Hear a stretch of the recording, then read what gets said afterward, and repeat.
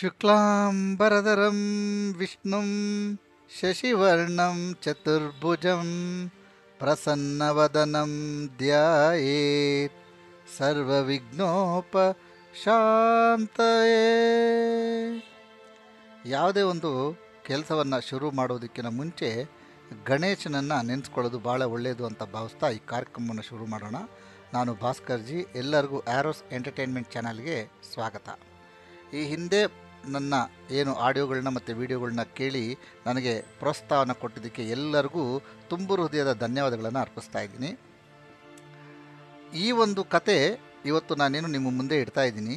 ಇದು ಒಂದು ಕತೆ ಅನ್ನೋದಕ್ಕಿಂತ ಒಂದು ಜ್ಞಾನ ಅಂತ ನಾವು ತಿಳ್ಕೊಬೋದು. ಹಾಗೂ ಈ ಒಂದು ದಿನಕ್ಕೋಸ್ಕರ ಒಂದು ವರ್ಷ ನಾವು ಕಾಯಬೇಕಾಗಿ ಬರ್ತದೆ. ಒಂದು ಸುದಿನ ಪವಿತ್ರವಾಗಿರ್ತಕ್ಕಂಥ ದಿನ, ಹಾಗೂ ನಿಮ್ಮೆಲ್ಲರಿಗೂ ಕಷ್ಟ ಕೊಟಲೆಗಳು ಮತ್ತು ಇತರೆ ಯಾವುದೇ ರೀತಿಯಾಗಿರ್ತಕ್ಕಂಥ ಸಮಸ್ಯೆಗಳಿದ್ದರೆ ಅದನ್ನು ಪರಿಹಾರ ಮಾಡಿಕೊಳ್ಳುವಂಥ ಒಂದು ಸುಸಂದರ್ಭ, ಗೋಲ್ಡನ್ ಆಪರ್ಚುನಿಟಿ ಅಂತ ನಾವು ಹೇಳ್ಬೋದು. ಯಾವತ್ತು ಆ ದಿವಸ ಅಂತ ಹೇಳಿದ್ರೆ, ಇದೇ ತಿಂಗಳು ಮೇ ತಿಂಗಳು 27ನೇ ತಾರೀಕು ಜ್ಯೇಷ್ಠ ಮಾಸ ಅಮಾವಾಸ್ಯೆಯ ದಿನ ಮಂಗಳವಾರದಂದು ಶನೀಶ್ವರರ ಜಯಂತಿ ಇದೆ. ಶನಿ ಭಗವಾನರ ಜಯಂತಿ ಇದೆ. ಆ ಪ್ರಯುಕ್ತ ಇವತ್ತು ಅವರ ಒಂದು ಕಥೆಯನ್ನು ನಿಮ್ಮ ಮುಂದೆ ಇಡಬೇಕು ಅಂತ ನನಗೆ ಮನಸ್ಸಾಗಿದೆ. ಹಾಗಾಗಿ ಒಂದು ಕಥೆಯನ್ನು ನಿಮ್ಮ ಮುಂದೆ ಇಡ್ತಾ ಇದ್ದೀನಿ. ನಮಗೆಲ್ಲ ಗೊತ್ತಿದೆ, ನವಗ್ರಹಗಳಲ್ಲಿ ಮಕರ ಕುಂಭ ಈ ಎರಡು ರಾಶಿಗಳಲ್ಲಿ ಭಗವಾನರ ಒಂದು ಪ್ರವೇಶ ಇದೆ, ಅವರ ಆಧಿಪತ್ಯ ಇದೆ. ಹಾಗೂ ಇವರ ಬಗ್ಗೆ ಎಲ್ಲರಿಗೂ ಭಾಳಷ್ಟು ವಿಷಯನ ತಿಳ್ಕೊಂಡಿರ್ತಾರೆ. ನಾನು ಸಾಧ್ಯವಾದಷ್ಟು ಹೊಸ ವಿಷಯಗಳನ್ನು ಹಾಗೂ ಹೊಸ ಅನುಕೂಲತೆಗಳನ್ನು ನಿಮಗಾಗಲಿ ಅಂತಕ್ಕಂಥ ಉದ್ದೇಶದಿಂದ ಒಂದು ಸ್ವಲ್ಪ ಡೀಟೇಲಾಗಿ, ಸ್ವಲ್ಪ ಡೆಪ್ತಾಗಿ ಕಥೆಯನ್ನು ಹೇಳ್ತೀನಿ. ಕಾರಣಗಳನ್ನು ಹೇಳೋದ್ರಿಂದ ನಿಮಗೆ ಇದು ಬಹಳ ಚೆನ್ನಾಗಿದೆ ಅಂತ ಅನ್ನಿಸ್ಬೋದು. ಭಗವಾನರ ಕತೆ ಭಾಳ ಸ್ವಾರಸ್ಯವಾಗಿದೆ. ಈ ಕತೆ ಶುರುವಾಗುತ್ತೆ ಉಜ್ಜಯಿನಿ ಪಟ್ಟಣದಲ್ಲಿ. ರಾಜ ವಿಕ್ರಮಾರ್ಕ ಎಂಬ ರಾಜ ಆಳ್ತಾ ಇರ್ತಾನೆ. ಉಜ್ಜಯಿನಿ ಪಟ್ಟಣದಲ್ಲಿ ರಾಜ ವಿಕ್ರಮಾರ್ಕ ಎಂಬ ಒಬ್ಬ ರಾಜ ರಾಜ್ಯವನ್ನು ಆಳ್ತಾ ಇರ್ತಾನೆ. ರಾಜ್ಯ ತುಂಬ ಚೆನ್ನಾಗಿ ಇರುತ್ತೆ. ಎಲ್ಲ ಪ್ರಜೆಗಳು ಒಗ್ಗಟ್ಟಿನಿಂದ ತಮ್ಮ ತಮ್ಮ ಕೈಂಕಾರ್ಯಗಳನ್ನು ಮಾಡಿಕೊಂಡು ಉತ್ತಮವಾಗಿ ಜೀವನವನ್ನು ಮಾಡ್ತಾ ಇರ್ತಾರೆ. ಸರಿಯಾದ ವೇಳೆಗೆ ಮಳೆ, ಸರಿಯಾದ ವೇಳೆಗೆ ಬೆಳೆ ಹಾಗೂ ವ್ಯಾಪಾರ ವಿನಿಮಯಗಳು, ಹಾಗೂ ಸುತ್ತಮುತ್ತಲಿನ ದೇಶಗಳ ಮತ್ತು ಪ್ರದೇಶಗಳ ಒಳ್ಳೆಯ ಮಿತ್ರ ವ್ಯವಹಾರದಿಂದ ಸುಭಿಕ್ಷವಾಗಿ ಕಾಲವನ್ನು ಕಳೀತಾ ಇರ್ತಾರೆ ಉಜ್ಜಯಿನಿ ಪಟ್ಟಣದ ಪ್ರಜೆಗಳು. ಇವರನ್ನು ಪಾಲಿಸ್ತಾ ಇರ್ತಕ್ಕಂಥ ರಾಜ ವಿಕ್ರಮಾರ್ಕ ಬಹಳ ಬುದ್ಧಿವಂತನು, ನ್ಯಾಯವಂತನು, ನಿಷ್ಠಾವಂತನು, ಧರ್ಮಪ್ರಿಯನು, ಹಾಗೂ ಧೈರ್ಯ, ಸಾಹಸ, ಶೌರ್ಯ, ಪ್ರತಾಪಗಳಿಗೆ ಹೆಸರನ್ನು ಮಾಡಿಕೊಂಡಿರ್ತಕ್ಕಂಥವ್ರು. ಹಾಗೂ ಇವನ ಕೆಳಗೆ ಸುಮಾರು ಸಾಮಂತರು ಕೂಡ ಇರ್ತಾರೆ. ಹಾಗಾಗಿ ರಾಜ ವಿಕ್ರಮಾರ್ಕರನ್ನು ಚಕ್ರವರ್ತಿ ಅಂತ ಕೂಡ ಕರೆದು ತಪ್ಪಾಗಲ್ಲ. ಉಜ್ಜಯಿನಿ ಪಟ್ಟಣವನ್ನು ಕ್ಯಾಪಿಟಲ್ ಸಿಟಿ ಮಾಡಿಕೊಂಡು ಅಲ್ಲಿ ತುಂಬ ಸುಭದ್ರವಾದ ಒಂದು ರಾಜ್ಯಾಡಳಿತವನ್ನು ಕೊಡ್ತಾ ಇರ್ತಾನೆ. ಹಾಗಾಗಿ ಎಲ್ಲರೂ ತುಂಬ ಖುಷಿಯಿಂದಲೂ ಸಂತೋಷದಿಂದಲೂ ದಿನವನ್ನು ಕಳೀತಾ ಇರ್ತಾರೆ. ಹಾಗೂ ಉಜ್ಜಯಿನಿ ಪಟ್ಟಣದಲ್ಲಿ ಇದ್ದರೆ ನಮ್ಮ ಜೀವನ ತುಂಬ ಚೆನ್ನಾಗಿರುತ್ತೆ, ನಾವು ಆನಂದದಿಂದ ಇರ್ಬೋದು ಅಂತಕ್ಕಂಥ ಒಂದು ನಂಬಿಕೆ ಸುತ್ತಮುತ್ತಲಿನ ಪ್ರದೇಶದಲ್ಲೂ ಇದ್ದು ಆಗಾಗ ಜನ ಬಂದು ಹೋಗ್ತಾ ಇರ್ತಕ್ಕಂಥ ಒಂದು ಪ್ರಸಂಗಗಳು ಕೂಡ ನಡೀತಾ ಇರುತ್ತೆ. ಹಾಗೂ ರಾಜ ವಿಕ್ರಮಾರ್ಕನ ರಾಜ್ಯಾಡಳಿತ ಮತ್ತಿತರೆ ಪ್ರದೇಶಗಳಿಗೂ ಕೂಡ ಒಂದು ಉತ್ತಮ ಉದಾಹರಣೆಯಾಗಿ ಇರುತ್ತೆ. ಇಷ್ಟೊಂದು ಸುಭದ್ರವಾಗಿಯೂ ಸುಂದರವಾಗಿಯೂ ಎಲ್ಲರಿಗೂ ಅನುಕೂಲವಾಗಿರ್ತಕ್ಕಂಥ ರಾಜ ಒಮ್ಮೆ ತನ್ನ ದರ್ಬಾರಿನಲ್ಲಿ ಕುಳಿತುಕೊಂಡು ಎಲ್ಲ ಮಂತ್ರಿವರ್ಯರ ಜೊತೆ ಹಾಗೂ ತಮ್ಮ ಸ್ನೇಹಿತರ ಜೊತೆ ಒಂದು ಸಭೆಯನ್ನು ಉದ್ದೇಶಿಸಿ ಮಾತಾಡ್ತಾ ಒಂದು ಪ್ರಶ್ನೆಯನ್ನು ಕೇಳ್ತಾನೆ, ನಮ್ಮ ಪಟ್ಟಣದಲ್ಲಿ ಪ್ರಜೆಗಳು ಹೇಗಿದ್ದಾರೆ ಅಂತ. ಆಗ ಒಬ್ಬ ಮಂತ್ರಿ ಹೇಳ್ತಾರೆ, ರಾಜ, ನಮ್ಮಲ್ಲಿ ಬೇಡುವವರಿಲ್ಲ, ಕಾಡುವವರಿಲ್ಲ.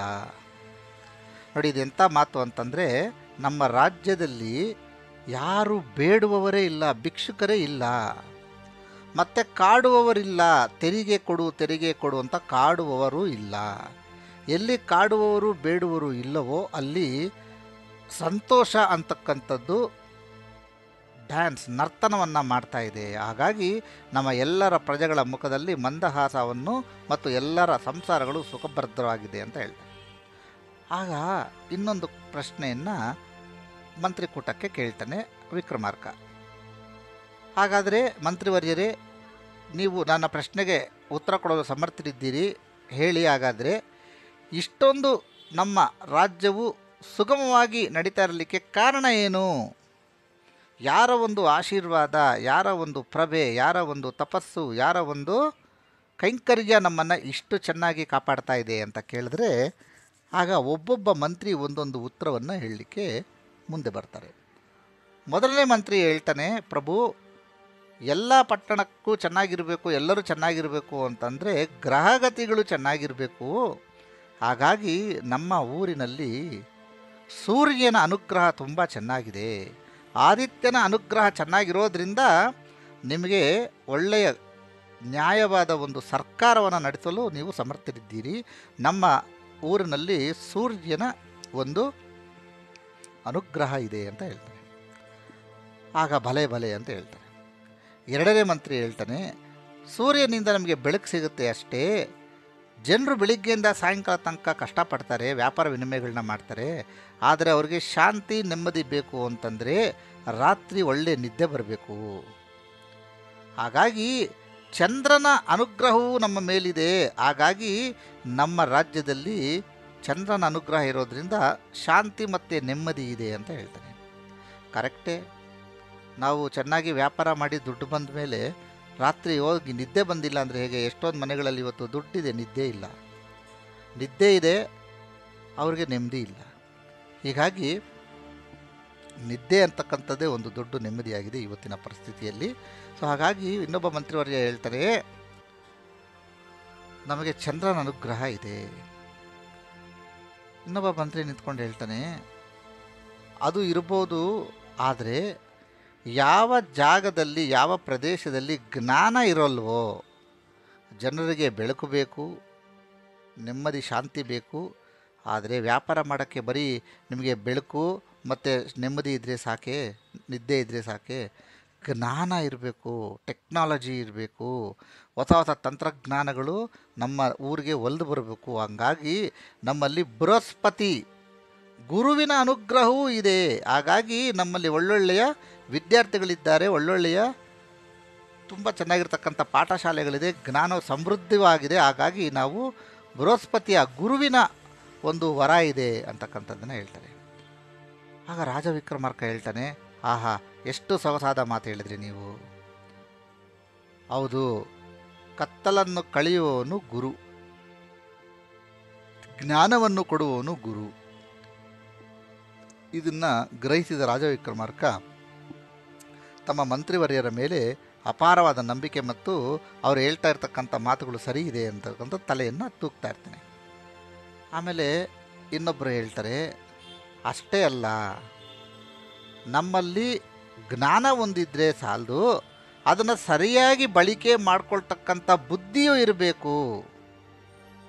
ನಮ್ಮಲ್ಲಿ ಬರೀ ಜ್ಞಾನವೂ ಇದ್ದರೆ ಏನಾಗ್ತದೆ, ಅದನ್ನು ಉಪಯೋಗಿಸ್ಕೊಳ್ಳಿಕ್ಕೆ ನಮಗೆ ಬುದ್ಧಿ ಇರಬೇಕು. ನಮಗೆ ಬುಧನ ಒಂದು ಅನುಗ್ರಹ ಆಶೀರ್ವಾದ ಇದೆ ಅಂತ ಹೇಳಿದಾಗ, ಹೌದು, ಕರೆಕ್ಟ್ ನೀವು ಹೇಳ್ತಾ ಇರೋದು.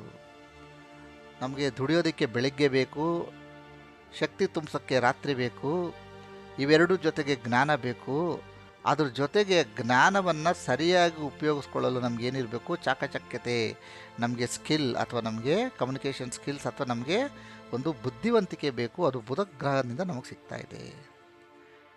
ಆಗ ಇನ್ನೊಬ್ಬ ಮಾತೆ ನಿಂತ್ಕೊಂಡು ಹೇಳ್ತಾನೆ, ಇವ್ರು ಹೇಳ್ತಾ ಇರೋದು ಕರೆಕ್ಟಾಗಿದೆ, ಆದರೆ ಇನ್ನೂ ಒಂದು ನಮಗೆ ಭಾಳ ತುಂಬ ಸೊಗಸಾದ ಒಂದು ಆಶೀರ್ವಾದ ಇದೆ, ಅದು ವರ ಅಂತಲೇ ಹೇಳ್ಬೋದು.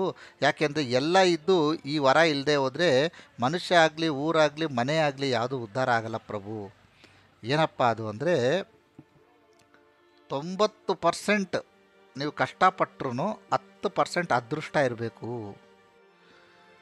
ಎಷ್ಟೇ ಬುದ್ಧಿ ಇದ್ದು, ಜ್ಞಾನವಿದ್ದು, ನೆಮ್ಮದಿ ಇದ್ದು ಕೆಲಸ ಮಾಡಿದ್ರು ಅದೃಷ್ಟ ಇರಬೇಕು.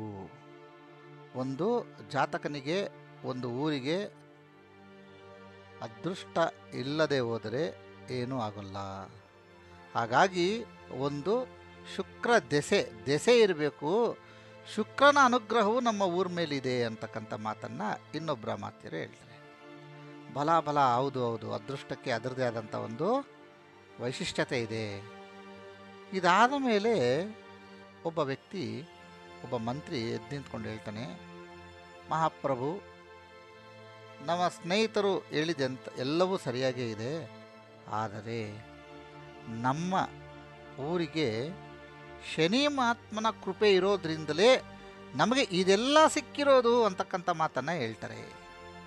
ಅಂದರೆ ಶನಿಯ ಕೃಪೆ ಇರುವುದರಿಂದ ನಮಗೆ ಸೂರ್ಯನಾಗಲಿ, ಚಂದ್ರನಾಗಲಿ, ಬೃಹಸ್ಪತಿ ಆಗಲಿ, ಬುಧನಾಗಲಿ, ಗುರುವಾಗಲಿ, ಶುಕ್ರನಾಗಲಿ ಇವರೆಲ್ಲರ ಕೃಪೆ ನಮಗೆ ಒಲಿಬೇಕು ಅನ್ನೋದಾದರೆ ನಮಗೆ ಶನಿಯ ಒಂದು ದೃಷ್ಟಿ ಮತ್ತು ಕೃಪೆಯ ಇರುವುದರಿಂದ ಅಂದಾಗ ರಾಜನು ಒಂದು ಸ್ವಲ್ಪ ಕಸಿವಿಸಿ ಆಗ್ತಾನೆ. ಅಮಾತ್ಯರೇ, ನಾನಿದನ್ನು ಒಪ್ಪೋದಿಲ್ಲ, ನಾನಿದನ್ನು ನಿರಾಕರಿಸ್ತೇನೆ ಅಂತಕ್ಕಂಥ ಮಾತನ್ನು ಕೇಳಿ ಅಮಾತ್ಯ ತನ್ನ ಮುಖದಲ್ಲಿ ಒಂದು ರೀತಿಯ ಪ್ರಶ್ನೆಯ ಒಂದು ಮುಖವನ್ನು ಹಾಕಿಕೊಂಡು ಕುಳಿತುಕೊಂಡ್ಬಿಡ್ತಾನೆ. ಆಗ ರಾಜ ವಿಕ್ರಮಾರ್ಕ ಹೇಳ್ತಾನೆ, ಶನಿ ಮಹಾತ್ಮರಿಗೆ ಅಂಥ ಒಂದು ಮಹಿಮೆ ಇಲ್ಲ. ಅವರು ನ್ಯಾಯ, ನೀತಿ, ಧರ್ಮ ಅದು ನಾನು ಆಲ್ರೆಡಿ ಆ ಒಂದು ವಿಷಯದಲ್ಲಿ ಇರೋದ್ರಿಂದ ಅವರ ಕೃಪೆ ಇದೆ ಅಂತ ನಾನು ಭಾವಿಸೋಲ್ಲ ಅಂತ ಹೇಳ್ತಾರೆ. ಇಷ್ಟು ಸಾಕು. ಮಹಾತ್ಮರು ದೃಷ್ಟಿ ರಾಜ ವಿಕ್ರಮಾರ್ಕನ ಮೇಲೆ ಬೀಳ್ತದೆ. ವಿಕ್ರಮಾರ್ಕನ ದುರಾದೃಷ್ಟವೋ ಏನೋ ಗೊತ್ತಿಲ್ಲ, ಅದೇ ಸಮಯಕ್ಕೆ ಸರಿಯಾಗಿ ಆಕಾಶ ಮಾರ್ಗದಲ್ಲಿ ಕಾಕವಾಹನನಾಗಿರ್ತಕ್ಕಂಥ ಶನಿ ಭಗವಾನರು ಸಂಚಾರ ಮಾಡ್ತಾ ಇರಬೇಕಾದ್ರೆ ಇವರ ಮಾತುಗಳನ್ನು ಕೇಳಿಸ್ಕೊಂಡು ಇಳಿದು ಬಂದ್ಬಿಡ್ತಾರೆ. ಇಳಿದು ಬಂದು ರಾಜ ವಿಕ್ರಮಾರ್ಕನನ್ನು ನೋಡ್ತಾರೆ. ರಾಜ ವಿಕ್ರಮಾರ್ಕ ಇವರನ್ನು ನೋಡಿ ಗುರುತಿಸದೆ ನಮಸ್ಕಾರವನ್ನು ಮಾಡಿ ತಾವು ಯಾರು ಅಂತ ಗೊತ್ತಾಗಲಿಲ್ಲ ಅಂತ ಹೇಳ್ತಾರೆ. ಎಲ್ಲ ಸಭೆಯನ್ನು ಉದ್ದೇಶಿಸಿ ಭಗವಾನರು ಹೇಳ್ತಾರೆ, ಈಗ ತಾನೇ ಹೇಳ್ದಲ್ಲಪ್ಪ, ನನ್ನ ದೃಷ್ಟಿ ಅಥವಾ ನನ್ನ ಕೃಪೆ ಇಲ್ಲದೆ ಹೋದರೂ ಪರವಾಗಿಲ್ಲ ಅಂತಕ್ಕಂಥ ನನ್ನನ್ನು ನಿಂದಿಸಿದ್ಯಾ, ನನ್ನನ್ನು ನಿರಾಕರಣೆ ಮಾಡಿದ್ಯಲ್ಲ, ಅದೇ ನಾನು ಸೂರ್ಯಪುತ್ರನಾಗಿರ್ತಕ್ಕಂಥ ಶನಿ ಭಗವಾನ್. ನನ್ನ ಕೃಪೆಯನ್ನು ನಿನ್ನಿಂದ ತೆಗೆದುಕೊಳ್ತಾ ಇದ್ದೀನಿ, ನನ್ನ ದೃಷ್ಟಿಯನ್ನು ಹಿಂತಿರುಗಿಸ್ಕೊತಾ ಇದ್ದೀನಿ ನಾನು ಅಂತ ಹೇಳಿ ಹೊರಟೋಗ್ತಾರೆ. ಆಗ ರಾಜ ವಿಕ್ರಮಾರ್ಕನು ತಾನು ಮಾಡಿದ ತಪ್ಪನ್ನು ಅರ್ಥಕೊಂಡು ಬಹಳವಾಗಿ ಶನೇಶ್ವರರನ್ನು ವಂದಿಸ್ತಾನೆ, ಪೂಜಿಸ್ತಾನೆ, ಗುಣಗಾನವನ್ನು ಮಾಡ್ತಾನೆ. ಆದರೆ ಶನೇಶ್ವರರು ಹೇಳ್ತಾರೆ, ಮಾತು ಬಾಣದಂತೆ, ಬಿಲ್ಲಿನಿಂದ ಹೊರಗಡೆ ಬಂದರೆ ಮುಗಿದೋಯ್ತು, ನಿನ್ನಲ್ಲಿ ಒಂದು ಕ್ಷಣಕ್ಕಾದರೂ ಈ ಅಹಂಭಾವ ಬಂದಿದೆ, ಅದಕ್ಕೆ ನೀನು ಅನುಭವಿಸ್ತೀಯ ಅಂತ ಹೇಳಿ ಅವರು ಅಂತರ್ಧನ ಆಗ್ತೋಗ್ತಾರೆ, ಅದೃಶ್ಯ ಆಗೋಗ್ತಾರೆ. ರಾಜ ವಿಕ್ರಮಾರ್ಕನಿಗೆ ಗೊತ್ತಾಗುತ್ತೆ, ಇನ್ನು ನನ್ನ ಕತೆ ಏನೋ ಒಂದು ವಿಷಯ ಇದೆ ಅಂತ. ತದನಂತರದಲ್ಲಿ ಇನ್ನು 2 ಗ್ರಹಗಳ ಬಗ್ಗೆ ಮಾತಾಡ್ತಾರೆ, ರಾಹು ಮತ್ತು ಕೇತು. ಇವರು ನೆರಳುಗಳಾಗಿರೋದ್ರಿಂದ ರಾಹು ತರ್ಕ, ಕೇತು ಸ್ಪಿರಿಚುವಲ್ ಜ್ಞಾನ, ಆತ್ಮಜ್ಞಾನ. ಇವುಗಳು ದೇಶದ ಉನ್ನತಿಗೆ ಉಪಯೋಗವಾಗ್ತಕ್ಕಂಥದ್ದು ಅಂತಕ್ಕಂಥದ್ದನ್ನು ಚರ್ಚೆಯನ್ನು ಮಾಡಿ ಆವತ್ತಿಗೆ ಆ ಸಭೆಯನ್ನು ಮುಗಿಸ್ತಾರೆ. ರಾಜ ವಿಕ್ರಮಾರ್ಕನಿಗೆ ಆವತ್ತು ರಾತ್ರಿಯಿಂದ ನಿದ್ದೆ ಇಲ್ಲ. ಓಹೋ, ನಾನು ಒಂದು ಶನೀಶ್ವರರನ್ನು ಎದುರಾಕೊಂಡಿದ್ದೇನೆ, ಏನಾಗ್ಬೋದು ಅಂತ ಚಿಂತೆ. ಆದರೆ ಅಕ್ಕಪಕ್ಕದಲ್ಲಿರ್ತಕ್ಕಂಥವರು ಮತ್ತು ಭಟ್ಯ ಅಂತಕ್ಕಂಥ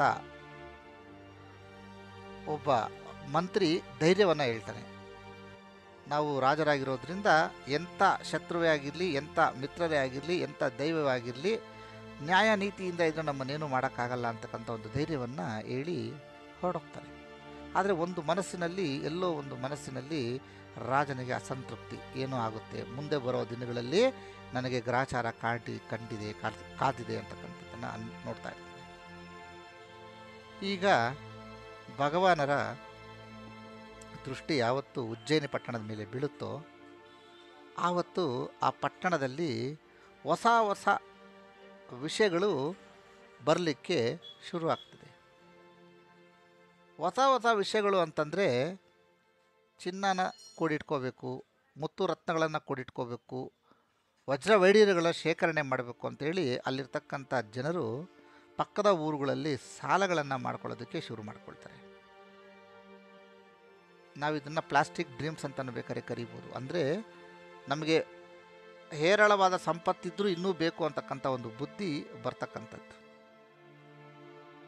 ತದನಂತರದಲ್ಲಿ ಸ್ವಲ್ಪ ದಿನಗಳನ್ನು ಕಳೆದ ನಂತರ ಏನಾಗ್ತದೆ ಅಂತಂದರೆ,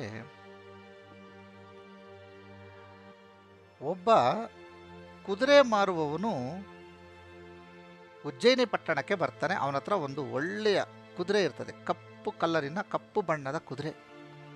ನೋಡಲು ಬಹಳ ಚೆನ್ನಾಗಿರುತ್ತೆ. ಅದರದ್ದು ಆ್ಯಕ್ಟಿವಿಟೀಸ್ ಅದನ್ನು ನೋಡ್ತಾ ಇದ್ದರೆ ಯಾರೇ ಆಗಲಿ ಅದನ್ನು ಹತ್ಕೋಬೇಕು, ಕೂತ್ಕೋಬೇಕು, ಸಂಚಾರ ಮಾಡಬೇಕು ಅನಿಸ್ಬೇಕು.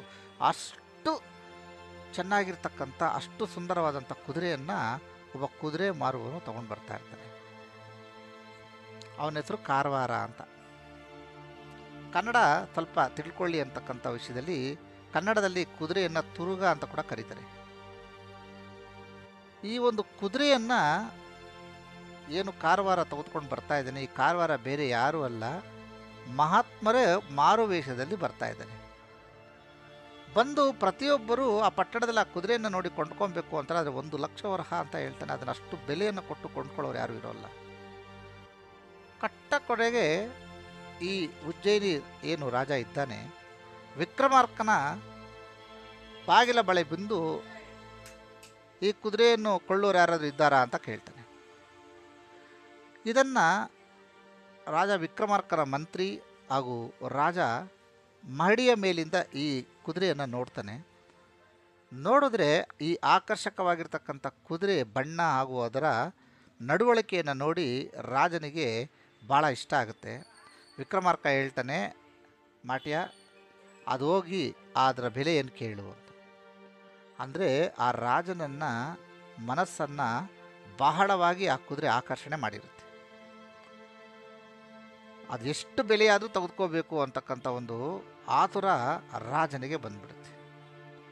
ಹಾಗಾಗಿ ಆ ಮಂತ್ರಿ ಕೆಳಗಡೆ ಬಂದು ಕಾರವಾರನನ್ನು ಕೇಳ್ತಾರೆ, ಈ ಕುದುರೆ ಮಾರಕ್ಕಿದೆಯಾ ಅಂತ. ಹೌದು ಮಹಾಪ್ರಭು, ಮಾರಕ್ಕಿಟ್ಟಿದ್ದೀನಿ. ಎಷ್ಟು ಅಂತ ಕೇಳ್ತಾನೆ. ಆಗ ಕಾರವಾರ ಹೇಳ್ತಾನೆ, ಇದನ್ನು ತಗೊಳ್ಳಿಕ್ಕೆ ನಿಮ್ಗಾಗಲ್ಲ, ಇದು ತುಂಬ ಕಾಸ್ಟ್ಲಿ, ಇದು ತುಂಬ ಬೆಲೆ ಉಳ್ಳದ್ದು. ಆಗ ಮಂತ್ರಿಗೆ ಕೋಪ ಬರುತ್ತೆ, ನಾನು ಕೇಳಿದ್ದು ಬೆಲೆ ಎಷ್ಟು ಅಂತ, ಜಾಸ್ತಿ ಕಮ್ಮಿ ಅಂತ ನೀನು ಒದರಬೇಡ, ಎಷ್ಟೇ ಆದರೂ ಕೊಟ್ಟು ತೊಗೊತೀವಿ ನಾವು, ಅದು ಏನು ಹೇಳು ಅಂತ.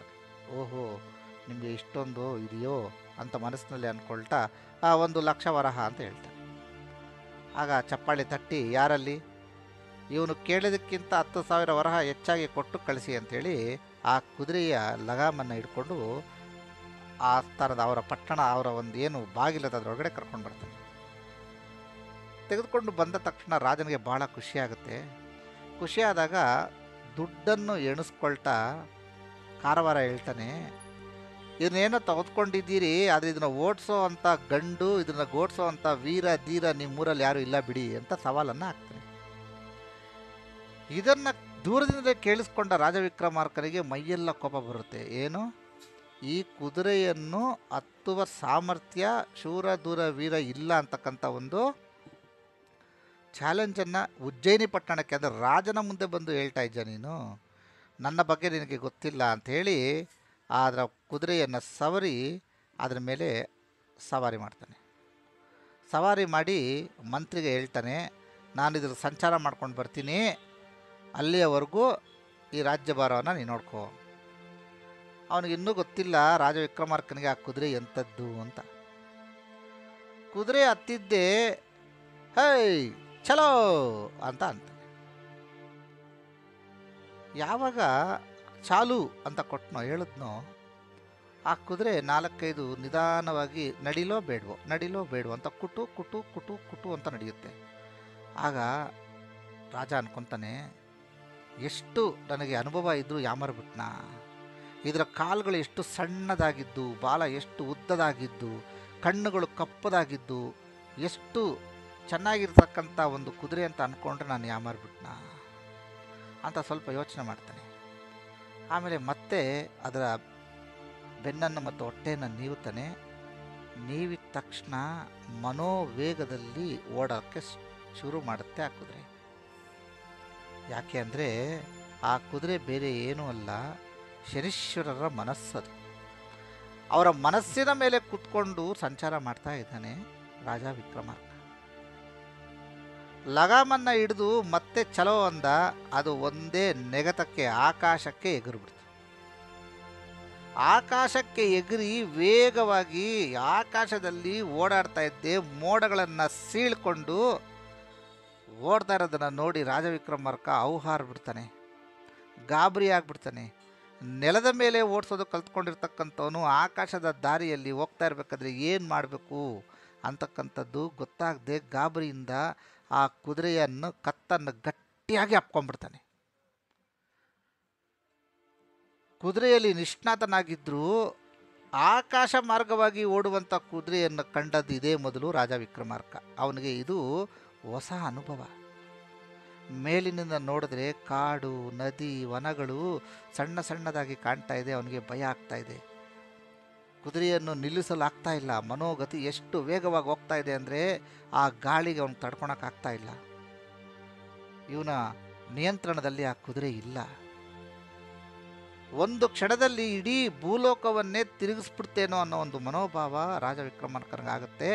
ಅವನು ಏನು ಮಾಡಬೇಕು ಅಂತ ಗೊತ್ತಾಗದೆ ಅದರ ಕತ್ತನ್ನು ಗಟ್ಟಿಯಾಗಿ ಇಟ್ಕೊಂಡು ಹೊಟ್ಟೆಯನ್ನು ಗಟ್ಟಿಯಾಗಿ ದಪ್ಕೊಂಡು ಕೂತ್ಕೊತಾನೆ. ಯಾವಾಗ ಆ ಕತ್ತನ್ನು ಗಟ್ಟಿಯಾಗಿ ಇಟ್ಕೊಂಡೋ ಆಗ ಅದಕ್ಕೆ ಕುದುರೆಗೆ ಒಂದು ರೀತಿಯಾಗಿರ್ತಕ್ಕಂಥ ಗಾಬರಿಯಾಗಿ ಮೈಯನ್ನು ಒದರುತ್ತೆ.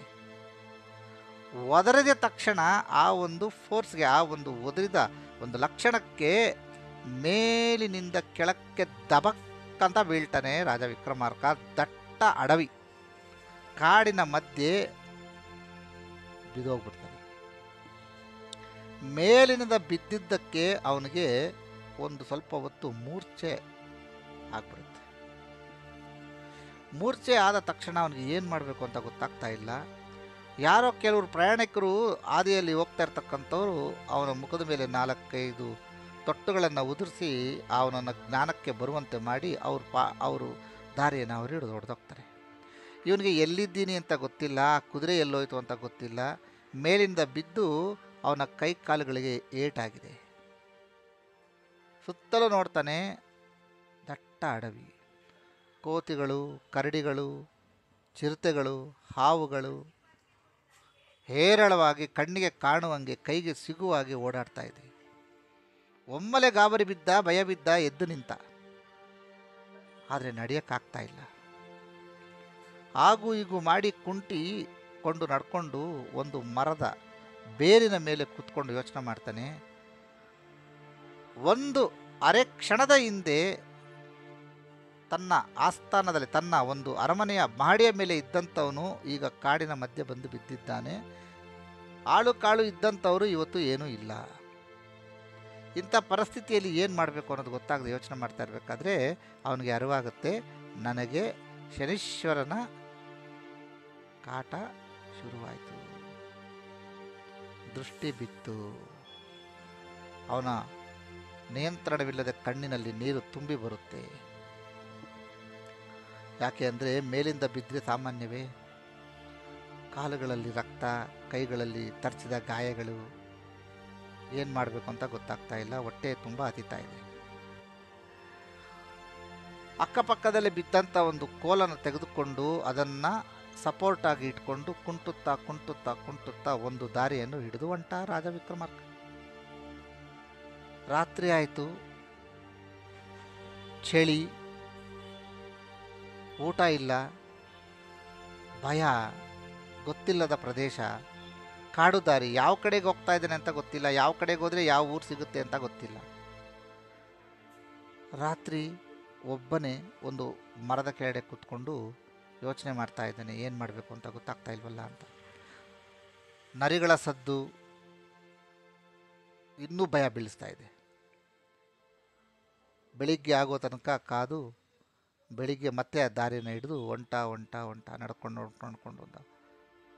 ಕಾಲಿಗೆ ಏಟು ಬಿದ್ದಾದ್ರಿಂದ ವೇಗವಾಗಿ ನಡೆಯಲಾಗ್ತಾ ಇಲ್ಲ, ಕುಂಟ್ಕೊಳ್ತಾ ನಡೀತಾ ಇದ್ದಾನೆ. ಮಧ್ಯದಲ್ಲಿ ಹರಿಯುವ ನದಿಯಲ್ಲಿ ನೀರನ್ನು ಕುಡಿದು ಹಕ್ಕಿಗಳು ತಿಂದು ಬಿದ್ದಂಥ ಎಂಜಿಲಿನ ಹಣ್ಣುಗಳನ್ನು ತಿನ್ಕೊಂಡು ಮುಂದೆ ಹೋಗ್ತಾ ಇದ್ದಾನೆ. ಬಹಳ ನೋವಿನಿಂದ ನರಳುತ್ತಾ ಹೋಗ್ತಾ ಇದ್ದಾನೆ.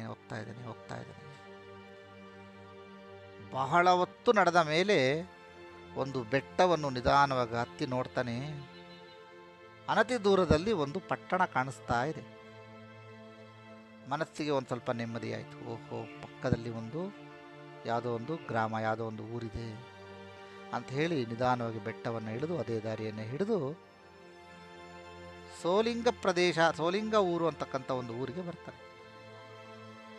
ಈ ಸೋಲಿಂಗ ಪಟ್ಟಣಕ್ಕೆ ಬಂದು ಏನು ಮಾಡ್ತಾರಪ್ಪ ಅಂದರೆ, ಯಾರೂ ಪರಿಚಯ ಇಲ್ಲ, ಹೊಟ್ಟೆ ತುಂಬ ಹಸುವಾಗ್ತಾ ಇದೆ. ರಾಜ ಬೇಡಿ ತಿನ್ನುವುದಕ್ಕೆ ಅವನಿಗೆ ಅವಮಾನ ಮತ್ತು ಬೇಡುವ ಅಭ್ಯಾಸವೂ ಇಲ್ಲ. ಹಾಗಾಗಿ ಒಂದು ಪಟ್ಟಣದ ಕೊನೆಯಲ್ಲಿ ಬೀದಿಯಲ್ಲಿ ನಿಂತ್ಕೊಂಡು ನೋಡ್ತಾನೆ. ಅಲ್ಲಿ ಶ್ರೇಷ್ಠಿ ಅಂತಕ್ಕಂಥ ಒಬ್ಬ ಮುತ್ತು ರತ್ನಗಳ ವ್ಯಾಪಾರಿ ಅಂಗಡಿಯ ಪಕ್ಕ ಒಂದು ಸ್ವಲ್ಪ ಜಾಗ ಇತ್ತಂತೆ. ಅಲ್ಲಿ ಕೂತ್ಕೊಂಡು ತನ್ನ ದಣಿವನ್ನು ಆರಿಸ್ಕೊತಾ ಇದ್ದಾನೆ. ದಣಿವನ್ನು ಆರಿಸ್ಕೊತಾ ಇರಬೇಕಾದ್ರೆ ಈ ಶ್ರೇಷ್ಠಿ ಅಂತ ಏತಕ್ಕಂಥ ಒಬ್ಬ ವ್ಯಾಪಾರಿ ಇದ್ದಾನೆ. ಯಾವತ್ತೂ ಆಗದಂಥ ವ್ಯಾಪಾರ ಆವತ್ತು ಆಗೋಗುತ್ತೆ, ಗಲ್ಲ ಪಟ್ಟಿ ತುಂಬೋಗುತ್ತೆ. ಬರೋ ಮುತ್ತು ರತ್ನಗಳನ್ನೆಲ್ಲ ಮಾರಿ ಒಂದು ತೈಲದ ತುಂಬ, ಒಂದು ಚೀಲದ ತುಂಬ ದುಡ್ಡನ್ನು ಮಾಡ್ಕೊಳ್ತಾನೆ. ಆವಾಗ ಅನಿಸುತ್ತೆ, ಹೆಂಗಿದು ಸಾಧ್ಯ? ಯಾವ ರೀತಿ ನನಗೆ ದಿನಾಗಲೂ ಇಷ್ಟೊಂದು ವ್ಯಾಪಾರ ಆಗಿಲ್ವಲ್ಲ, ಯಾವುದು ಯೋಗ ಇದು ಅಂದಾಗ ಅಕ್ಕಪಕ್ಕ ನೋಡಿದಾಗ ಒಂದು ಹುಚ್ಚನ ರೀತಿ ತಲೆಯನ್ನು ಕೆದರ್ಕೊಂಡು ಕೈಕಾಲುಗಳಲ್ಲಿ ಗಾಯ ಮಾಡಿಕೊಂಡು ಕೂತಿರ್ತಕ್ಕಂಥ ಮನುಷ್ಯನನ್ನು ನೋಡಿ ಈತ ಯಾರಿರ್ಬೋದು ಅಂತ ನೋಡ್ತಾನೆ. ನೋಡಿದ್ರೆ ಏನೇ ಆದರೂ ರಾಜಚಿಹ್ನೆಗಳು ಅಂತ ನಾವೇನು ಕರಿತೀವಿ, ಉದ್ದವಾದ ದೇಹ, ಅಗಲವಾದ ಎದೆ, ಆ ಕೂದಲು, ಅದನ್ನೆಲ್ಲ ನೋಡಿ ಈತ ಯಾರೋ ಯೋಗ ಪುರುಷನೇ ಇರಬೇಕು, ಇಲ್ಲ ಕ್ಷತ್ರಿಯನೇ ಇರಬೇಕು ಅಂತ ಗ್ರಹಿಸಿ, ಯಾರಪ್ಪ ನೀನು ಅಂತ ಕೇಳ್ತಾನೆ. ಆಗ ರಾಜ ವಿಕ್ರಮಾರ್ಕ ಏನಂತ ಹೇಳೋದು, ಏನನ್ನು ಹೇಳದೆ ಸುಮ್ಮನೆ ನಡುಕ್ತಾ ಇರ್ತಾನೆ. ಆಗ ಶ್ರೇಷ್ಠಿ ಮತ್ತೆ ಕೇಳ್ತಾನೆ, ನೋಡಪ್ಪ, ನಾನು ಇಲ್ಲಿ ಪಕ್ಕದಲ್ಲೇ ಒಬ್ಬ ವ್ಯಾಪಾರಿ, ನಿನ್ನನ್ನು ನೋಡಿ ನನಗೆ ಭಾಳ ಅನುಕಂಪ ಆಗ್ತಾ ಇದೆ, ಯಾರು ನೀನು ಅಂದಾಗ, ವಿಕ್ರಮ ಅಂತ ನನ್ನ ಹೆಸರು ಅಂತ ಹೇಳ್ತೀನಿ. ಆಗ ಆಯ್ತಪ್ಪ, ಇವತ್ತು ನನ್ನ ಜೊತೆ ನಮ್ಮ ಮನೆಗೆ ಬಾ, ಇವತ್ತು ಒಂದು ದಿವಸ ನನ್ನ ಮನೆಯಲ್ಲಿ ನೀನು ಒಂದು ಸ್ವಲ್ಪ ಆತಿಥ್ಯವನ್ನು ಸ್ವೀಕಾರ ಮಾಡು ಅಂತ ಹೇಳಿ ಕೈ ಹಿಡಿದು ತನ್ನ ಮನೆಗೆ ಕರ್ಕೊಂಡು ಹೋಗ್ತಾನೆ ಶ್ರೇಷ್ಠಿ. ಕರ್ಕೊಂಡೋಗಿದ್ದಾದಮೇಲೆ ಆ ಮನೆಯಲ್ಲಿ ಅವನಿಗೆ ಬೇಕಾದಂಥ ಉಪಚಾರವನ್ನು ಮಾಡಿ ಊಟವನ್ನು ಮುಂದೆ ಇಡ್ತಾರೆ. ಊಟವನ್ನು ತಿನ್ನಬೇಕು ಅಂದರೆ 100 ಬಾರಿ ಯೋಚನೆ ಮಾಡ್ತಾನೆ ವಿಕ್ರಮಾರ್ಕ. ಏನಪ್ಪ ಮಾಡೋದು, ನಾನೇನಾದರೂ ಕೈ ಇಟ್ಟರೆ ಅನ್ನ ಕೂಡ ಮಣ್ಣಾಗ್ಬಿಡುತ್ತೇನೋ ಅಂತ ಭಯ ಆಗುತ್ತೆ. ಆದರೆ ಬೇರೆ ವಿಧಿಯೇ ಇಲ್ಲ, ಗಂಟಲಲ್ಲೂ ಕೂಡ ಹಸುವಾಗಬೇಕು, ಅಷ್ಟು ಹಸುವಾಗ್ಬಿಟ್ಟಿದೆ. ಕೈ ತುತ್ತನ್ನು ತಿನ್ಕೊಂಡು ಹೊಟ್ಟೆ ಒಳಗಡೆ ಅನ್ನ ಇಳಿತಾ ಇದ್ದಾಗೆ ಅವನಿಗೆ ಭಾಳ ಖುಷಿಯಾಗುತ್ತೆ. ಏಕೆಂದರೆ ಎಷ್ಟೋ ದಿನಗಳ ಬಳಿಕ ಅವನು ಅನ್ನವನ್ನು ಮತ್ತು ಒಂದು ರೀತಿಯಾಗಿರ್ತಕ್ಕಂಥ ಭೋಜನವನ್ನು ಹೊಟ್ಟೆ ತುಂಬ ಮಾಡಿದ್ದಾನೆ. ತದನಂತರದಲ್ಲಿ ಆ ಶ್ರೇಷ್ಠಿಯು ತನ್ನ ಮನೆಯಲ್ಲೇ ಒಂದು ಸಣ್ಣ ಕೊಠಡಿಯನ್ನು ಕೊಟ್ಟು ಅಲ್ಲಿ ವಿರಾಮ ಮಾಡ್ಕೊಳ್ಳಿಕ್ಕೋಸ್ಕರ ಒಂದು ಮಂಚವನ್ನು ಕೊಡ್ತಾನೆ. ಯಾವಾಗ ಒಂದು ಮಂಚ ಸಿಕ್ತೋ ಆಗ ವಿಕ್ರಮಾರ್ಕ ತಲೆಯನ್ನು ತಲೆದಿಂಬಿಗೆ ಕೊಟ್ಟ ತಕ್ಷಣ ಅವನಿಗೆ ಅರಿವಾದಂತೆ ನಿದ್ದೆ, ತುಂಬ ಗಾಢವಾದ ನಿದ್ರೆ. ಆ ನಿದ್ದೆಯನ್ನು ಮಾಡ್ತಾ ಇರಬೇಕಾದ್ರೆ ಅವನ ತಲೆಯ ಹಿಂದೆ ಮಹಾತ್ಮರು ಕಾಣಿಸ್ಕೊಂಡು, ವಿಕ್ರಮ, ನಿನಗೆ ಊಟ ಯಾಕೆ ಕೊಟ್ಟಿದ್ದೀನಿ, ಹಾಗೂ ಈ ನಿದ್ರೆ ಏನಕ್ಕೆ ಅನ್ನೋದು ನಿನಗೆ ಹೀಗೆ ಗೊತ್ತಾಗುತ್ತೆ ನೋಡು ಅಂಥೇಳಿ ಒಂದು ಸುಮ್ಮನೆ ನಕ್ಬಿಟ್ಟು ಅವರು ಮಾಯ ಆಗ್ಬಿಡ್ತಾರೆ. ಈ ಶ್ರೇಷ್ಠಿಗೆ ಅಲೋಲಿಕಾ ಅಂತ ಒಂದು ಸುಂದರವಾದ ಕನ್ಯೆ ಇರ್ತಾಳೆ, ಮಗಳಿರ್ತಾಳೆ. ಸುತ್ತಮುತ್ತಲಲ್ಲಿ ಈ ಅಲೋಲಿಕಾ ಸೌಂದರ್ಯ ಎಲ್ಲರಿಗೂ ಜನಪ್ರಿಯ. ಎಲ್ಲರೂ ಶ್ರೇಷ್ಠಿಯನ್ನು ನಿನ್ನ ಮಗಳನ್ನು ನನಗೆ ಕೊಡು ಅಂತ ಕೇಳುವಂಥದ್ದು ಇರ್ತದೆ. ವಧುದಕ್ಷಿಣೆಯನ್ನು ಕೊಟ್ಟು ಮದುವೆ ಮಾಡ್ಕೊಳ್ತೀವಿ ಅಂತಕ್ಕಂಥ ಒಂದು ಪರಿಸ್ಥಿತಿಯು ಈ ಅಲೋಲಿಕಾಳ ಸೌಂದರ್ಯಕ್ಕೆ ಇರುತ್ತೆ. ಅಷ್ಟೊಂದು ನಯನ ಮನೋಹರವಾಗಿರ್ತಕ್ಕಂಥ ಉದ್ದವಾದ ಕೂದಲು, ಒಂದು ಸದ್ಗುಣಿಯಾಗಿ ಇರಬೇಕಾಗಿರ್ತಕ್ಕಂಥ ಎಲ್ಲ ಗುಣಲಕ್ಷಣಗಳು ಆ ಒಂದು ಹೆಣ್ಣು ಮಗಳಲ್ಲಿ ಇರ್ತದೆ. ಪದ್ಮಿನಿ ಜಾತಿಯ ಆ ಕನ್ಯಾ ಮಣಿಯನ್ನು ಶ್ರೇಷ್ಠಿಯು ಅತ್ಯಂತ ಉತ್ತಮ ವರನಿಗೆ ಕೊಡಬೇಕು ಅಂತ ಯೋಚನೆಯನ್ನು ಮಾಡ್ತಾ ಇರ್ತಾನೆ. ಆದರೆ ಶ್ರೇಷ್ಠಿಗೆ ಮನಸ್ಸಿನಲ್ಲಿ ಏನೋ ಒಂದು ರೀತಿಯಾಗಿ ಈ ವ್ಯಕ್ತಿಗೆ ಕೊಟ್ಟರೆ ಚೆನ್ನಾಗಿರುತ್ತೇನೋ, ಯಾಕೆಂದರೆ ಈತ ಬಂದ ತಕ್ಷಣ ನನ್ನ ವ್ಯಾಪಾರ ತುಂಬ ಚೆನ್ನಾಗಿ ಕುಲಾಯಿಸ್ತು ಅಂತ ಯೋಚನೆ ಮಾಡಿ ಅಲೋಲಿಕಾಳನ್ನು ಕರೆದು, ಮಗಳೇ, ಈ ರೀತಿ ನನ್ನ ಮನಸ್ಸಿನಲ್ಲಿ ಇದೆ, ಇಲ್ಲಿ ಏನು ಸುಖವಾಗಿ ನಿದ್ರೆ ಮಾಡ್ತಾ ಇದ್ದಾನಲ್ಲ ಆತ ಯೋಗ ಪುರುಷನಿರಬೇಕು, ಇಲ್ಲ ಕ್ಷತ್ರಿಯನಿರಬೇಕು, ಏನು ಗ್ರಾಚಾರ ಕೆಟ್ಟು ಈ ರೀತಿಯಾಗಿ ಕಾಣಿಸ್ತಾ ಇದ್ದಾನೆ, ಹುಚ್ಚುಂತರ ಕಾಣಿಸ್ತಾ ಇದ್ದಾನೆ. ಆದರೆ ನನಗೆ ಯಾಕೋ ಒಳಮನಸ್ಸು ಹೇಳ್ತಾ ಇದೆ ಇವನು ಒಬ್ಬ ಅದೃಷ್ಟವಂತ ಇರ್ಬೋದು ನೋಡು ಅಂತ. ಆಗ ಅಲೋಲಿಕಾ ಹೇಳ್ತಾಳೆ, ಅಪ್ಪ ನೀವು ವ್ಯಾಪಾರಿಗಳು ಬಹಳ ಬೇಗ ಇದೇ ಮೊದಲನೇ ಬಾರಿ ನೋಡ್ತಾ ಇರೋದು, ನೀವು ಯಾಮಾರ್ತಾ ಇರೋದು. ಯಾವುದೇ ಒಂದು ವಸ್ತುವಾಗಲಿ ವರವನ್ನಾಗಲಿ ಇನ್ನೊಂದಾಗಲಿ ನಾವು ಪರೀಕ್ಷಿಸಿ ನಾವು ತಗೋಬೇಕು ಅಂಥೇಳಿ ತನ್ನ ತಂದೆಗೆ ಹೇಳ್ದಾಗ, ಆಗ ಶ್ರೇಷ್ಠಿ ಹೇಳ್ತಾನೆ, ಹೌದು ಮಗಳೇ, ನೀನು ಹೇಳ್ತಾ ಇರೋದು ಸರಿ ಇದೆ, ಪರೀಕ್ಷೆಯನ್ನು ಮಾಡಿಬಿಟ್ಟೆ ನಾವು ಈ ಥರನ ಅಳಿಯನನ್ನಾಗೈ ಮಾಡ್ಕೋತೀನಿ ನಾನು, ನಿನಗೇನು ಪರೀಕ್ಷೆ ಅನಿಸುತ್ತೋ ಆ ಪರೀಕ್ಷೆಯನ್ನು ನೀನು ಇಡು ಅಂತ ಹೇಳ್ತಾನೆ. ಆಗ ಅಲೋಲಿಕಾ ಏನು ಮಾಡ್ತಾಳೆ, ಹೇಗಿದ್ದರೂ ಅವ್ರ ತಂದೆ ಮುತ್ತುರತ್ನಗಳ ವ್ಯಾಪಾರಿ ಅಲ್ವೇ, ಮೈ ತುಂಬ ಒಡವೆಗಳನ್ನು ಹಾಕ್ಕೊಂಡು ತುಂಬ ಚೆನ್ನಾಗಿ ಶೃಂಗಾರವನ್ನು ಮಾಡಿಕೊಂಡು ಒಂದು ಸುಗಂಧವನ್ನು ಮೈಗೆ ಲೇಪಿಸ್ಕೊಂಡು ಕೇಶ ವಿನ್ಯಾಸವನ್ನು ಮಾಡಿಕೊಂಡು ಸಣ್ಣ ಸೊಂಟದವನ್ನು ಬಳಕಿಸ್ಕೊಂಡು ವಿಕ್ರಮಾರ್ಕನ ಬಳಿಗೆ ಬಂದು ಫಲಹಾರವನ್ನು ಕೊಟ್ಟು ತನ್ನ ಬಗ್ಗೆ ವಿವರಣೆ ಕೊಡ್ತಾಳೆ. ನಾನು ನಿಮಗೆ ಅಲೋಲಿಕಾ ಅಂತ ನನ್ನ ಹೆಸರು, ನಮ್ಮ ತಂದೆಗೆ ನಾನು ಒಬ್ಬಳೆ ಮಗಳು, ನಾನು ಒಂದು ಈ ಥರ ವ್ಯಾಪಾರಿ ಇದೆ, ತಾವು ಯಾರು ಅಂತ ಕೇಳ್ತಾಳೆ. ಆದರೆ ಇದ್ಯಾವುದನ್ನು ವಿಕ್ರಮಾರ್ಕ ಕೇಳಿಸ್ಕೊಳ್ತಾ ಇರಲ್ಲ, ಯಾಕೆಂದರೆ ಅವನು ಗಾಢ ನಿದ್ರೆಯಲ್ಲಿ ಇರ್ತಾನೆ. ಇದನ್ನು ಗಮನಿಸಿದ ಅಲೋಲಿಕಾ ಯೋಚನೆ ಮಾಡ್ತಾಳೆ, ಇದೇನಿದು ನಾನು ಮಾತಾಡಿಸ್ತಾ ಇದ್ರು ಈ ವ್ಯಕ್ತಿ ಮಾತಾಡ್ತಾಳೆ ಅಂದರೆ ಗೊತ್ತಾಗುತ್ತೆ ನಿದ್ರೆ ಮಾಡ್ತಾ ಇದ್ದಾನೆ. ನಿದ್ದೆಯನ್ನು ಮಾಡ್ತಾ ಇರೋರನ್ನ ಎಬ್ಬಿಸುವುದು ಒಳ್ಳೆಯ ಶಕುನ ಅಲ್ಲ ಅಂತ ಹೇಳಿ ಪಕ್ಕದಲ್ಲೇ ಇದ್ದಂಥ ಒಂದು ವೀಣೆಯನ್ನು ತೆಗೆದುಕೊಂಡು ಸುಮಧುರವಾಗಿರ್ತಕ್ಕಂಥ ಒಂದು ಸಂಗೀತವನ್ನು ನುಡಿಸ್ತಾಳೆ. ಸಂಗೀತವನ್ನು ನುಡಿಸ್ತಾ ಆ ಒಂದು ಕೊಠಡಿಯಲ್ಲಿ ಬಿಸಿ ಏರ್ಪಟ್ಟಾಗುತ್ತೆ. ಬೇಸಿಗೆಯಲ್ಲೂ ಇಲ್ಲದಂಥ ಒಂದು ಧಗೆ ಬರುತ್ತೆ. ಆ ಧಗೆಯಿಂದ ಅಲೋಲಿಕಾಗೆ ಏನನ್ಸುತ್ತೆ ಅಂತಂದರೆ, ತನ್ನ ಮೈ ಮೇಲೆ ಹಾಕ್ಕೊಂಡಿರ್ತಕ್ಕಂಥ ಒಡವೆಗಳು ಮತ್ತು ವಸ್ತ್ರಗಳೇ ತೂಕ ಅನಿಸುತ್ತೆ. ಸೆಕೆಂಡಿನಿಂದ ಆಕೆ ತಣ್ಣೋಗ್ಬಿಡ್ತಾಳೆ. ಆಗ ಏನು ಮಾಡ್ತಾಳೆ, ತನ್ನ ಮೈ ಮೇಲೆ ಹಾಕ್ಕೊಂಡಿರ್ತಕ್ಕಂಥ ಒಡವೆಗಳನ್ನೆಲ್ಲ ತೆಗೆದು ಪಕ್ಕದಲ್ಲಿ ಇದ್ದಂಥ ಒಂದು ಸಣ್ಣ ಕುರ್ಚಿಯ ಮೇಲೆ ಅದನ್ನೆಲ್ಲ ಇಟ್ಬಿಟ್ಟು ನೋಡ್ತಾ ಇರ್ತಾಳೆ, ಹಾಡನ್ನು ಹೇಳ್ತಾ ಇರ್ತಾಳೆ. ಹಾಡನ್ನು ಹೇಳ್ತಾ ಆ ಧಗೆಗೆ, ಆ ಬಿಸಿಗೆ ಸ್ವಲ್ಪ ಸುಸ್ತಾದಂತಾಗಿ ಕಣ್ಣು ಕೂಡ ಎಳೆಯುತ್ತೆ, ನಿದ್ದೆ ಬರುವಾಗ ಆಗುತ್ತೆ. ನಿಧಾನವಾಗಿ ಕಣ್ಣನ್ನು ಮುಚ್ಕೊಂಡು ಹಾಗೇನೆ ಮಲ್ಕೊಳ್ತಾಳೆ. ಮಲಗಿದ ತಕ್ಷಣ ರಾಜ ವಿಕ್ರಮಾರ್ಕನಿಗೆ ಯಾರೋ ಸಂಗೀತವನ್ನು ನುಡಿಸ್ತಾ ಇದ್ದಾರಲ್ಲ ಅಂಥೇಳಿ ತೆಳುವಾಗಿ ಕಣ್ಣನ್ನು ತೆಗೆದು ನೋಡ್ತಾನೆ. ನೋಡಿದ ತಕ್ಷಣ ಅವನ ವಿಕ್ರಮಾರ್ಕನ ಮುಂದೆ ಯಾವತ್ತೂ ಕಂಡರಿದ ಗಂಧರ್ವ ಸ್ತ್ರೀಯರಿಗೆ ಸಮಾನಳಾಗಿರ್ತಕ್ಕಂಥ ರೂಪಲಾವಣ್ಯವಿರ್ತಕ್ಕಂಥ ಹೆಣ್ಣನ್ನು ನೋಡಿ ಒಂದು ಕ್ಷಣ ಆತ ಯೋಚನೆ ಮಾಡ್ತಾನೆ, ಯಾರಿದು ಇಷ್ಟೊಂದು ಸುಂದರವಾಗಿದ್ದಾಳಲ್ಲ. ಮೈಯನ್ನು ಮರೆತು ಅಲೋಲಿಕಾ ಮಲಗಿದ್ದಾಳೆ. ತನ್ನ ಒಡವೆಗಳನ್ನೆಲ್ಲ ತೆಗೆದು ಕುರ್ಚಿಯ ಮೇಲೆ ಇಟ್ಟಿದ್ದಾಳೆ. ರಾಜವಿಕ್ರಮಾರ್ಕ ಕಣ್ಣನ್ನು ತೆರೆದು ನೋಡ್ತಾ ಇದ್ದಾನೆ. ಒಂದು ಕ್ಷಣದಲ್ಲಿ ಆತನಿಗೆ ಒಂದು ಗಾಬರಿಯಾಗುವಂಥ ಒಂದು ಪ್ರಸಂಗ ನಡೆಯುತ್ತೆ. ಏನಾಗುತ್ತೆ ಅಂತಂದರೆ, ಏನು ಅಲೋಲಿಕಾ ಕೂತಿದ್ದಾಳೆ ವೀಣೆಯನ್ನು ಹಿಡ್ಕೊಂಡು, ಅದರ ಎದುರುಗಡೆ ಒಂದು ಎರಡು ಹಂಸ ಪಕ್ಷಿಗಳ ಒಂದು ಫೋಟೋ ಇರ್ತದೆ, ಪಟ ಇರ್ತದೆ. ಆ ಎರಡು ಹಂಸ ಪಕ್ಷಿಗಳು ನದಿಯ ಪಕ್ಕದಲ್ಲಿ ಇರುವಂತೆ ಒಂದು ಚಿತ್ರವನ್ನು ಬರೆಸಿ ಆ ಗೋಡೆಯ ಮೇಲೆ ಹಾಕಿರ್ತಾರೆ. ಇದನ್ನು ಕೂಡ ವಿಕ್ರಮಾರ್ಕ ಗಮನಿಸ್ತಾ ಇದ್ದಂಗೆ ಆ ಚಿತ್ರಪಟದಿಂದ ಹಂಸವು ಎದ್ದು ಈ ಒಡವೆ ಮತ್ತು ಆ ಮುತ್ತುರತ್ನಗಳೇನಿರ್ತದೆ ಅದನ್ನು ನುಂಗ್ಬಿಟ್ಟು ಮತ್ತೆ ಆ ಪಟದ ಒಳಗಡೆ ಸೇರ್ಕೊಂಡ್ಬಿಡುತ್ತೆ. ಇದನ್ನು ನೋಡಿಬಿಟ್ಟು ನಾನು ಕನಸು ಕಾಣ್ತಾ ಇದ್ದೀನ ಅಥವಾ ನಿಜವಾಗ್ಲೂ ಇದು ಹಿಂಗಾಗಿದೆಯಾ ಅಂತಕ್ಕಂಥ ಒಂದು ವಿಸ್ಮಯದಲ್ಲಿ ನೋಡ್ತಾ ಇರ್ತಾನೆ ವಿಕ್ರಮಾರ್ಕ. ಇದೇನಿದು, ಒಂದು ಪಟದಿಂದ ಹಂಸಪಕ್ಷಿಯು ಬಂದು ಒಡವೆಗಳನ್ನ ನುಂಗುಬಿಡ್ತಲ್ಲ ಅಂತ ನೋಡ್ತಾ ಇರ್ತಾನೆ ಗಾಬರಿಯಿಂದ.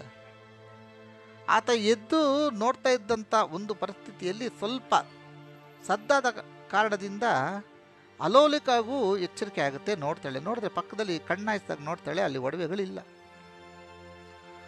ಒಡವೆಗಳಿಲ್ಲದೆ ಕಾರಣ ಆಕೆಗೆ ಈ ಕೊಠಡಿಯಲ್ಲಿ ಬೇರೆ ಇನ್ಯಾರೂ ಇಲ್ಲ, ಇರೋದು ಇಬ್ಬರೇ. ಪ್ರಶ್ನೆ ಕೇಳ್ತಾಳೆ, ಇಲ್ಲಿ ನಾನು ತೆಗೆದಿಟ್ಟಕ್ಕಂಥ ನನ್ನ ವಜ್ರವೈಢೂರ್ಯಗಳು ಎಲ್ಲೋಯ್ತು, ಮುತ್ತು ಅವಳುಗಳು ಎಲ್ಲೋಯ್ತು ಅಂತ. ಆಗ ವಿಕ್ರಮಾರ್ಕ ಹೇಳ್ತಾನೆ, ನನಗೆ ನೀವು ಯಾರು ಅಂತ ಗೊತ್ತಿಲ್ಲ, ಆದರೆ ನಡೆದದ್ದು ಇದನ್ನು ಯಾರಾದರೂ ನಂಬ್ತಾರ? ಅಲೋಲಿಕಾ ನಕ್ಕಿ ಹೇಳ್ತಾಳೆ, ಸುಳ್ಳು ಹೇಳ್ತಾ ಇದ್ಯಾ ನೀನು?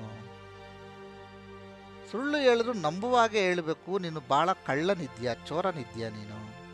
ನಮ್ಮ ತಂದೆಗೆ ಬುದ್ಧಿ ಇಲ್ಲ, ಒಬ್ಬ ಕಳ್ಳನಿಗೆ ಆಶ್ರಯವನ್ನು ಕೊಟ್ಟಿದ್ದಾರೆ, ನಮ್ಮ ಒಡವೆ ವಸ್ತ್ರಗಳನ್ನು ಹಿಂತಿರುಗಿಸು ಅಂತ ಕೂತ್ಕೊತಾಳೆ. ಗಲಾಟೆಯನ್ನು ತೆಗೆದುಬಿಡ್ತಾಳೆ, ಜಗಳವನ್ನು ಮಾಡಿಬಿಡ್ತಾಳೆ. ವಿಕ್ರಮಾರ್ಕ ಎಷ್ಟೇ ಎಷ್ಟೇ ಪಾಪ ತನ್ನ ಬಗ್ಗೆ ಹೇಳಿದ್ರು ಕೂಡ ಅದನ್ನು ನಂಬುವವರು ಯಾರು? ಎಲ್ಲಾದರೂ ಉಂಟಾ? ಚಿತ್ರಪಟದಲ್ಲಿ ಇದ್ದಂಥ ಹಂಸಪಕ್ಷಿಗಳು ಬರೋದೇನು, ಈ ಒಡವೆಗಳನ್ನು ನುಂಗೋದೇನು, ಮತ್ತೆ ಚಿತ್ರಪಟಕ್ಕೆ ಹೋಗಿ ಮತ್ತೆ ಬೊಂಬೆಗಳಾಗೋದೇನು? ಆಗ ಶ್ರೇಷ್ಠಿಗೂ ಇವನ ಒಂದು ವ್ಯವಹಾರವು ಇಷ್ಟ ಆಗದೆ ಸೋಲಿಂಗ ರಾಜ್ಯದಲ್ಲಿರ್ತಕ್ಕಂಥ ರಾಜನ ಬಳಿಗೆ ಇವನ್ನ ಕರ್ಕೊಂಡೋಗಿ ಮುಂದೆ ನಿಲ್ಲಿಸ್ಬಿಡ್ತಾರೆ. ನಡೆದ ವೃತ್ತಾಂತವನ್ನೆಲ್ಲ ಹೇಳ್ತಾರೆ. ರಾಜ ವಿಕ್ರಮಾರ್ಕ ಹೇಳ್ತಾನೆ, ವಿಕ್ರಮಾರ್ಕ ನಡೆದದ್ದನ್ನು ಸತ್ಯವಾಗಿ ಹೇಳ್ತಾನೆ, ಇದೇ ನಡೆದಿದ್ದು ಅಂತ. ಆದರೆ ನಂಬುವವರು ಯಾರು ಇರಲ್ವಲ್ಲ. ಸೋಲಿಂಗ ರಾಜ ಹೇಳ್ತಾನೆ, ನಿಜವನ್ನು ಒಪ್ಪಿದ್ದೆ ಆದರೆ ನಿನ್ನನ್ನು ಬಿಟ್ಬಿಡ್ತೀನಿ ನಾನು, ಸುಳ್ಳು ಹೇಳ್ಬೇಡ, ನಮ್ಮ ಊರಿನಲ್ಲಿ ಸುಳ್ಳು ನಡೆಯಲ್ಲ. ಆಗ ರಾಜ ಹೇಳ್ತಾನೆ, ಸೋಲಿಂಗ ರಾಜ, ನೀನು ನನಗೆ ಸಾಮಂತ, ಆದರೆ ನಿನಗೆ ಇವಾಗ ನನ್ನ ಗುರುತು ಸಿಗ್ತಾ ಇಲ್ಲ. ನನ್ನ ಒಂದು ಕೃಪೆಯಿಂದ ನಿನ್ನ ರಾಜ್ಯವನ್ನು ಆಳ್ತಾ ಇದೆಯಾ, ಆದರೆ ಇವತ್ತಿನ ಪರಿಸ್ಥಿತಿಯಲ್ಲಿ ನಾನು ನಿನ್ನ ಮುಂದೆ ಸಾಮಂತ ರಾಜನ ಮುಂದೆ ಒಂದು ಅಪರಾಧಿಯಂತೆ ಮುಂದೆ ನಿಂತ್ಕೊಂಡಿದ್ದೀನಿ ಅಂತೇಳಿ ತಲೆಯನ್ನು ಬಗ್ಗಿಸ್ಕೊಂಡು ತನ್ನ ಮನಸ್ಸಿನಲ್ಲಿ ಅನ್ಕೊತಾನೆ, ಒಬ್ಬ ಮನುಷ್ಯನಿಗೆ ದುರಂಕಾರ ಬಂದರೆ ಗ್ರಹಾಧಿಪತಿಗಳಾಗಿರ್ತಕ್ಕಂಥ ಶರೀಶ್ವರರನ್ನು ಸ್ವಲ್ಪ ನಿಂದಿಸಿದ್ದಾಗಿರೋದ್ರಿಂದ ನನಗೆ ಇಂಥ ಒಂದು ಪರಿಸ್ಥಿತಿ ಬಂತು. ನಾರಾಯಣ ನೀನೇ ಕಾಪಾಡಬೇಕು. ನನ್ನ ದುರಂಕಾರಕ್ಕೆ ಇದು ತಕ್ಕ ಶಾಸ್ತಿ. ರಾಜನಾಗಿ ಎಷ್ಟೊಂದು ಜನರಿಗೆ ನ್ಯಾಯವನ್ನು ಮಾಡಿ ಶಿಕ್ಷೆಯನ್ನು ಕೊಟ್ಟಂಥವನು ಇವತ್ತು ಕಟ್ಟ ಕಡೆಯಲ್ಲಿ ನಿಂತ್ಕೊಂಡಿದ್ದೀನಿ, ಅಪರಾಧಿ ಸ್ಥಾನದಲ್ಲಿ ನಿಂತ್ಕೊಂಡಿದ್ದೀರಿ, ತಲೆಯನ್ನು ಬಗ್ಸಿದ್ದೀನಿ, ನನ್ನನ್ನು ಕಳ್ಳ ಅಂತ ಕರೆಸ್ಕೊಳ್ತಕ್ಕಂಥ ಒಂದು ಪರಿಸ್ಥಿತಿ ಆಗಿದೆ. ಸೋಲಿಂಗರಾಜ ಕೋಪದಿಂದ ಕೇಳ್ತಾನೆ, ನಿಜವನ್ನು ಹೇಳ್ಬಿಡು, ನಿನಗೆ ಒಂದು ಕ್ಷಣ ಸಮಯಾವಕಾಶವನ್ನು ಕೊಡ್ತಾ ಇದ್ದೀನಿ, ನಿಜವನ್ನು ಬೊಗಳು ಅಂತ ಹೇಳ್ತಾನೆ. ವಿಕ್ರಮಾರ್ಕ ನಡೆದದ್ದು ಇದೆ, ಇದರಲ್ಲಿ ನನ್ನ ಯಾವುದು ಕೈವಾಡ ಇಲ್ಲ, ನಾನು ಅವರ ಒಡವೆಗಳನ್ನು ನೋಡ್ತಾ ಇದ್ದಂಗೆ ಆ ಅಂಶಗಳು ಬಂದು ನುಂಗ್ಬಿಡ್ತು ಅಂತ ಹೇಳ್ತಾನೆ. ಇದರಿಂದ ಕುಪಿತನಾದ ಸೋಲಿಂಗರಾಜ, ನಾವು ಸುಳ್ಳನ್ನು ಕಳ್ಳತನವನ್ನು ನಮ್ಮ ರಾಜ್ಯ ಅಥವಾ ನಮ್ಮ ರಾಜ್ಯಾಂಗ ಒಪ್ಪುವುದಿಲ್ಲ, ಭಟ್ಟರಿಗೆ ಆದೇಶವನ್ನು ಕೊಡ್ತಾನೆ, ಈ ದುರಾತ್ಮನಿಗೆ 2 ಕೈಗಳನ್ನು ಮತ್ತು ಕಾಲುಗಳನ್ನು ಕತ್ತರಿಸಿಬಿಡಿ, ಅರಣ್ಯದ ಮಧ್ಯೆ ಕರೆದುಕೊಂಡು ಹೋಗಿ ಅಂತೇಳಿ ಅಪ್ಪಣೆಯನ್ನು ಕೊಟ್ಟುಬಿಡ್ತಾನೆ. ವಿಕ್ರಮಾರ್ಕ ಕೇಳ್ಕೊಳ್ತಾನೆ, ನನಗೆ ಸ್ವಲ್ಪ ಸಮಯಾವಕಾಶ ಕೊಡಿ. ಏನು ಕೇಳಿದ್ರು, ಒಂದು ಸತಿ ನನ್ನ ಆಜ್ಞೆಯನ್ನು ಹೊರಡಿಸಿದ ಮೇಲೆ ಮುಗಿದೋಯ್ತು, ಕರ್ಕೊಂಡು ನಡೀರಿ ಅಂತೇಳಿ ಸೈನಿಕರಿಗೆ ಹೇಳ್ಬಿಡ್ತಾನೆ, ಆಜ್ಞೆಯನ್ನು ಕೊಟ್ಟುಬಿಡ್ತಾನೆ. ವಿಕ್ರಮಾರ್ಕನ ಕಣ್ಣಲ್ಲಿ ನೀರು, ಮನಸ್ಸಿನಲ್ಲಿ ದುಃಖ. ಅರಣ್ಯಕ್ಕೆ ಕರ್ಕೊಂಡು ಬರ್ತಾ ಇದ್ದಾರೆ. ಈ ಮಧ್ಯದಲ್ಲಿ ಉಜ್ಜಯಿನಿ ಪಟ್ಟಣದಲ್ಲಿ ಕೋಲಾಹಲ, ರಾಜ ಇಲ್ಲ. ಕುದುರೆಯನ್ನು ಏರಿ ಹೊಂಟ ರಾಜ ಎಲ್ಲೋದ, ಪತ್ತೆಯೇ ಇಲ್ವಲ್ಲ. ಯಾರೋ ಒಬ್ಬ ಮಾಯಾವಿ ಬಂದು ನಮ್ಮ ರಾಜನನ್ನು ಪರಾರಿ ಮಾಡ್ಕೊಂಡು ಹೋಗ್ಬಿಟ್ಟಿದ್ದಾನೆ, ಪಲಾಯನ ಮಾಡ್ಕೊಂಡು ಹೊಟ್ಟೋಗಿದ್ದಾನೆ, ಎತ್ಕೊಂಡು ಹೊಟ್ಟೋಗಿದ್ದಾನೆ ಅಂತಕ್ಕಂಥ ಮಾತುಗಳು ಕೇಳಿ ಬಂದು ಮಂತ್ರಿಗೆ ಭಾಳ ತಲೆಯನ್ನು ಕೆಟ್ಟೋಗ್ತದೆ. ಏನಪ್ಪ ಮಾಡೋದು, ನಮ್ಮ ರಾಜ ಎಲ್ಲೋದ್ರು, ಒಂದು ಕ್ಷಣದಲ್ಲಿ ಮಾಯ ಆಗ್ಬಿಟ್ನಲ್ಲ ನಮ್ಮ ರಾಜ. ಆ ಕುದುರೆಯ ಒಂದು ಸೌಂದರ್ಯಕ್ಕೆ ಮಾರು ಹೋಗಿ ಸಂಚಾರ ಮಾಡ್ಕೊಂಡು ಬರ್ತೀನಿ ಅಂತ ಹೇಳಿ ಹೋದವನು ವಾಪಸ್ ಬರಲಿಲ್ವಲ್ಲ ಅಂಥೇಳಿ ಮಂತ್ರಿ ತನ್ನ ಇತರ ಮಂತ್ರಿಗಳಿಗೆ ಹೇಳಿ ರಾಜ್ಯವನ್ನು ನೋಡ್ಕೊಳ್ಳಿ, ರಾಜನನ್ನು ಕರ್ಕೊಂಡೇ ವಾಪಸ್ ಬರ್ತೀನಿ ನಾನು ಅಂತೇಳಿ ಒಂದು ಸಣ್ಣ ತುಕಡಿಯನ್ನು ತೆಗೆದುಕೊಂಡು ಅವನು ಹೊಂಟ. ಹೊರಡುವ ಮುಂಚೆ ಏನು ಹೇಳ್ತಾನೆ ಅಂತಂದರೆ, ಮಂತ್ರಿ ಬಹಳ ಬುದ್ಧಿವಂತ, ರಾಜನಿಗೋಸ್ಕರ ಪೂಜಾ ಶಾಂತಿ ಹೋಮಗಳು ಯಜ್ಞಯಾಗದಿಗಳನ್ನು ಮಾಡಿ ಅಂತ ಹೇಳ್ಬಿಟ್ಟು ಹೊರಟುಬಿಡ್ತಾನೆ.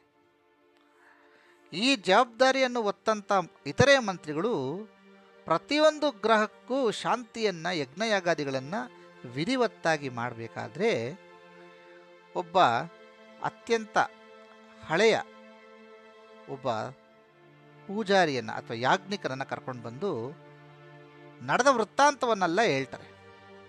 ಆಗ ನಡೆದ ವೃತ್ತಾಂತವನ್ನೆಲ್ಲ ಕೇಳಿ ಆ ಬ್ರಾಹ್ಮಣನಿಗೆ ಅರಿವಾಗುತ್ತೆ, ಇದು ಒಂದು ಶನಿಯ ವಕ್ರದೃಷ್ಟಿಯಿಂದ ಆಗಿರ್ತಕ್ಕಂಥದ್ದು.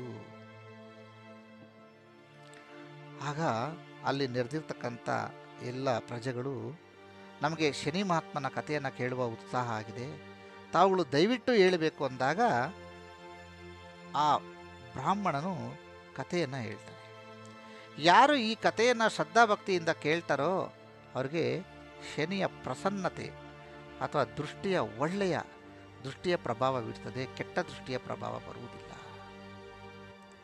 ಹಾಗಾಗಿ ಭಗವಾನರ ಜನ್ಮ ಹಾಗೂ ಇತರ ವೃತ್ತಾಂತವನ್ನು ಆ ಬ್ರಾಹ್ಮಣ ಬಿಚ್ಚಿಡ್ತಾರೆ. ಸೂರ್ಯನಿಗೆ ಸಂಜನಾ ಅಥವಾ ಸಂಜ್ಞಾದೇವಿ ಅಂತಕ್ಕಂಥ ಸದ್ಗುಣ ಇರತಕ್ಕಂಥ ಒಂದು ಗುಣಲಕ್ಷಣಗಳ ದೇವಿಯ ಗುಣಲಕ್ಷಣ ಇರತಕ್ಕಂಥ ಒಂದು ಹೆಣ್ಣು ಮಗಳ ಜೊತೆ ಮದುವೆ ಆಗ್ತದೆ, ವಿಶ್ವಕರ್ಮನ ಮಗಳು. ಹಾಗಾಗಿ ಸಂಜ್ಞೆಗೆ ಬಹಳ ತಪಸ್ಸು ಮಾಡುವ ವಿಧಿಗಳು, ಯಜ್ಞಯಾದಗಳು, ಅತ್ಯಂತ ರಹಸ್ಯವಾಗಿರ್ತಕ್ಕಂಥ ಮಂತ್ರಗಳ ಪ್ರವೇಶವೂ ಕೂಡ ಬಹಳ ಚೆನ್ನಾಗಿ ಇರ್ತದೆ.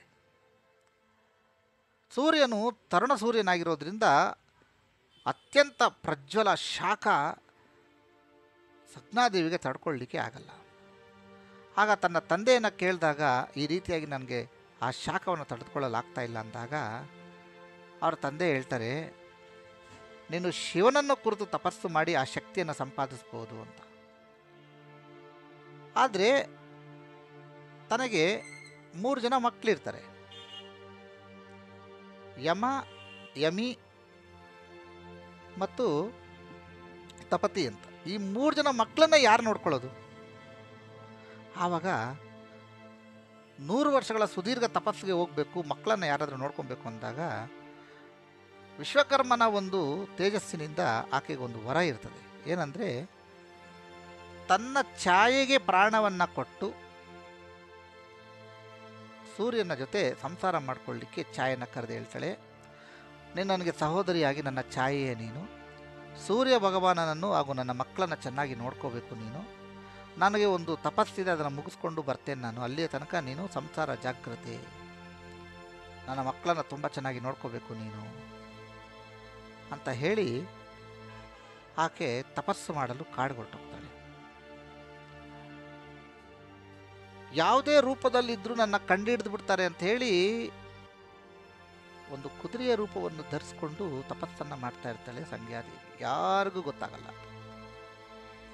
ಇತ್ತ ಸೂರ್ಯ ಭಗವಾನರು ಛಾಯಾದೇವಿಯನ್ನೇ ಸಂಜ್ಞಾದೇವಿ ಅಂದ್ಕೊಂಡು ತುಂಬ ಸಂತೋಷದಿಂದ ಕಾಲವನ್ನು ಕಳೀತಾ ಇರ್ತಾರೆ.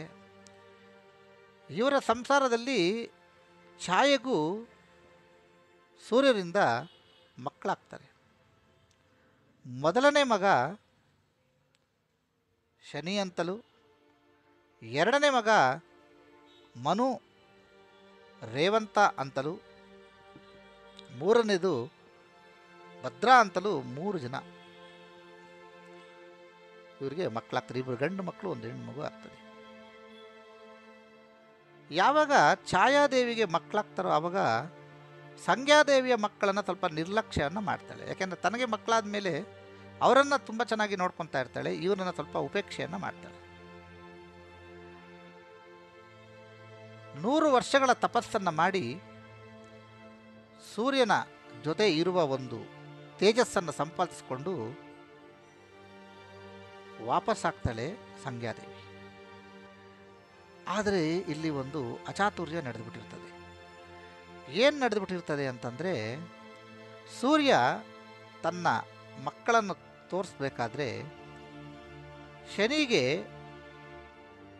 ಹುಟ್ಟುವ ಮುಂಚೆ ಬಹಳ ಪ್ರಸನ್ನನಾಗಿರ್ತಕ್ಕಂಥ ಸೂರ್ಯನು ಛಾಯಾದೇವಿಗೆ ಕೇಳ್ತಾನೆ, ನಿನಗೇನು ವರ ಬೇಕು ಕೇಳು ಅಂತ. ಆಗ ಛಾಯಾದೇವಿ ಕೇಳ್ತಾಳೆ, ನನಗೊಂದು ಪುತ್ರ ಸಂತಾನ ಆಗಬೇಕು, ನಿಮ್ಮಲ್ಲಿ ಇರ್ತಕ್ಕಂಥ ಶಕ್ತಿ ನನ್ನ ಮಗನ ಕಣ್ಣಿನಲ್ಲಿ ಇರಬೇಕು ಅಂತಕ್ಕಂಥ ವರವನ್ನು ಕೇಳ್ತಾನೆ. ಆಗ ಸೂರ್ಯ ಅದಕ್ಕೆ ತಥಾಸ್ತು ಅಂತ ಹೇಳ್ತಾನೆ. ಸೂರ್ಯನ ತೇಜಸ್ಸು ಓಜಸ್ಸು ಆ ಕಂದನ ಕಣ್ಗಳಿಗೆ ಬರ್ತದೆ. ಆದರೆ ಛಾಯೆ ಆಗಿರೋದ್ರಿಂದ, ನೆರಳಾಗಿರೋದ್ರಿಂದ ಆ ಮಗು ಛಾಯೆಯ ಬಣ್ಣ ಕಪ್ಪು ಬಣ್ಣದ ಮಗು ಆಗಿರ್ತದೆ. ಛಾಯಾದೇವಿ ತನ್ನ ಮಗನನ್ನು ನೋಡಿ ಭಾಳ ಇಷ್ಟಪಟ್ಟರು. ಆದರೂ ಆ ಥರ ಬಣ್ಣ ನೋಡಿ ಆಶ್ಚರ್ಯಚಕಿತಳಾಗ್ತಾಳೆ. ಸೂರ್ಯ ಭಗವಾನರಿಗೆ ಗೊತ್ತಾಗ್ತದೆ ನನಗೆ ಮಗು ಆಗಿದೆ ಅಂತ, ಓಡೋಡಿ ಬರ್ತಾನೆ. ಆದರೆ ಅವನಿಗೆ ಡಿಸಪಾಯಿಂಟ್ ಆಗುತ್ತೆ. ಯಾಕೆಂದರೆ ಮಗು ಸೂರ್ಯನ ಓಜಸ್ಸು ತೇಜಸ್ಸು ಇಲ್ಲದೆ ಕಪ್ಪಾಗಿರ್ತದೆ. ಅದಕ್ಕಿಂತ ಹೆಚ್ಚಾಗಿ ಸೂರ್ಯ ಭಗವಾನರಿಗೆ ಆಘಾತ ಏನಾಗ್ತದೆ ಅಂತಂದರೆ, ಮಗುವನ್ನು ತಾಕಿದರೆ ಮಗು ತಣ್ಣಗಿರುತ್ತೆ. ಸೂರ್ಯನು ಹೆಸರಿನಲ್ಲೇ ಶಾಖ, ಸೂರ್ಯ ಅಂದ್ರೆ ಬೆಳಕು ಶಾಖ ಅಂತ. ಆದರೆ ಈ ಮಗು, ನನ್ನ ಮಗು ತಣ್ಣಗಿದೆಯಲ್ಲ.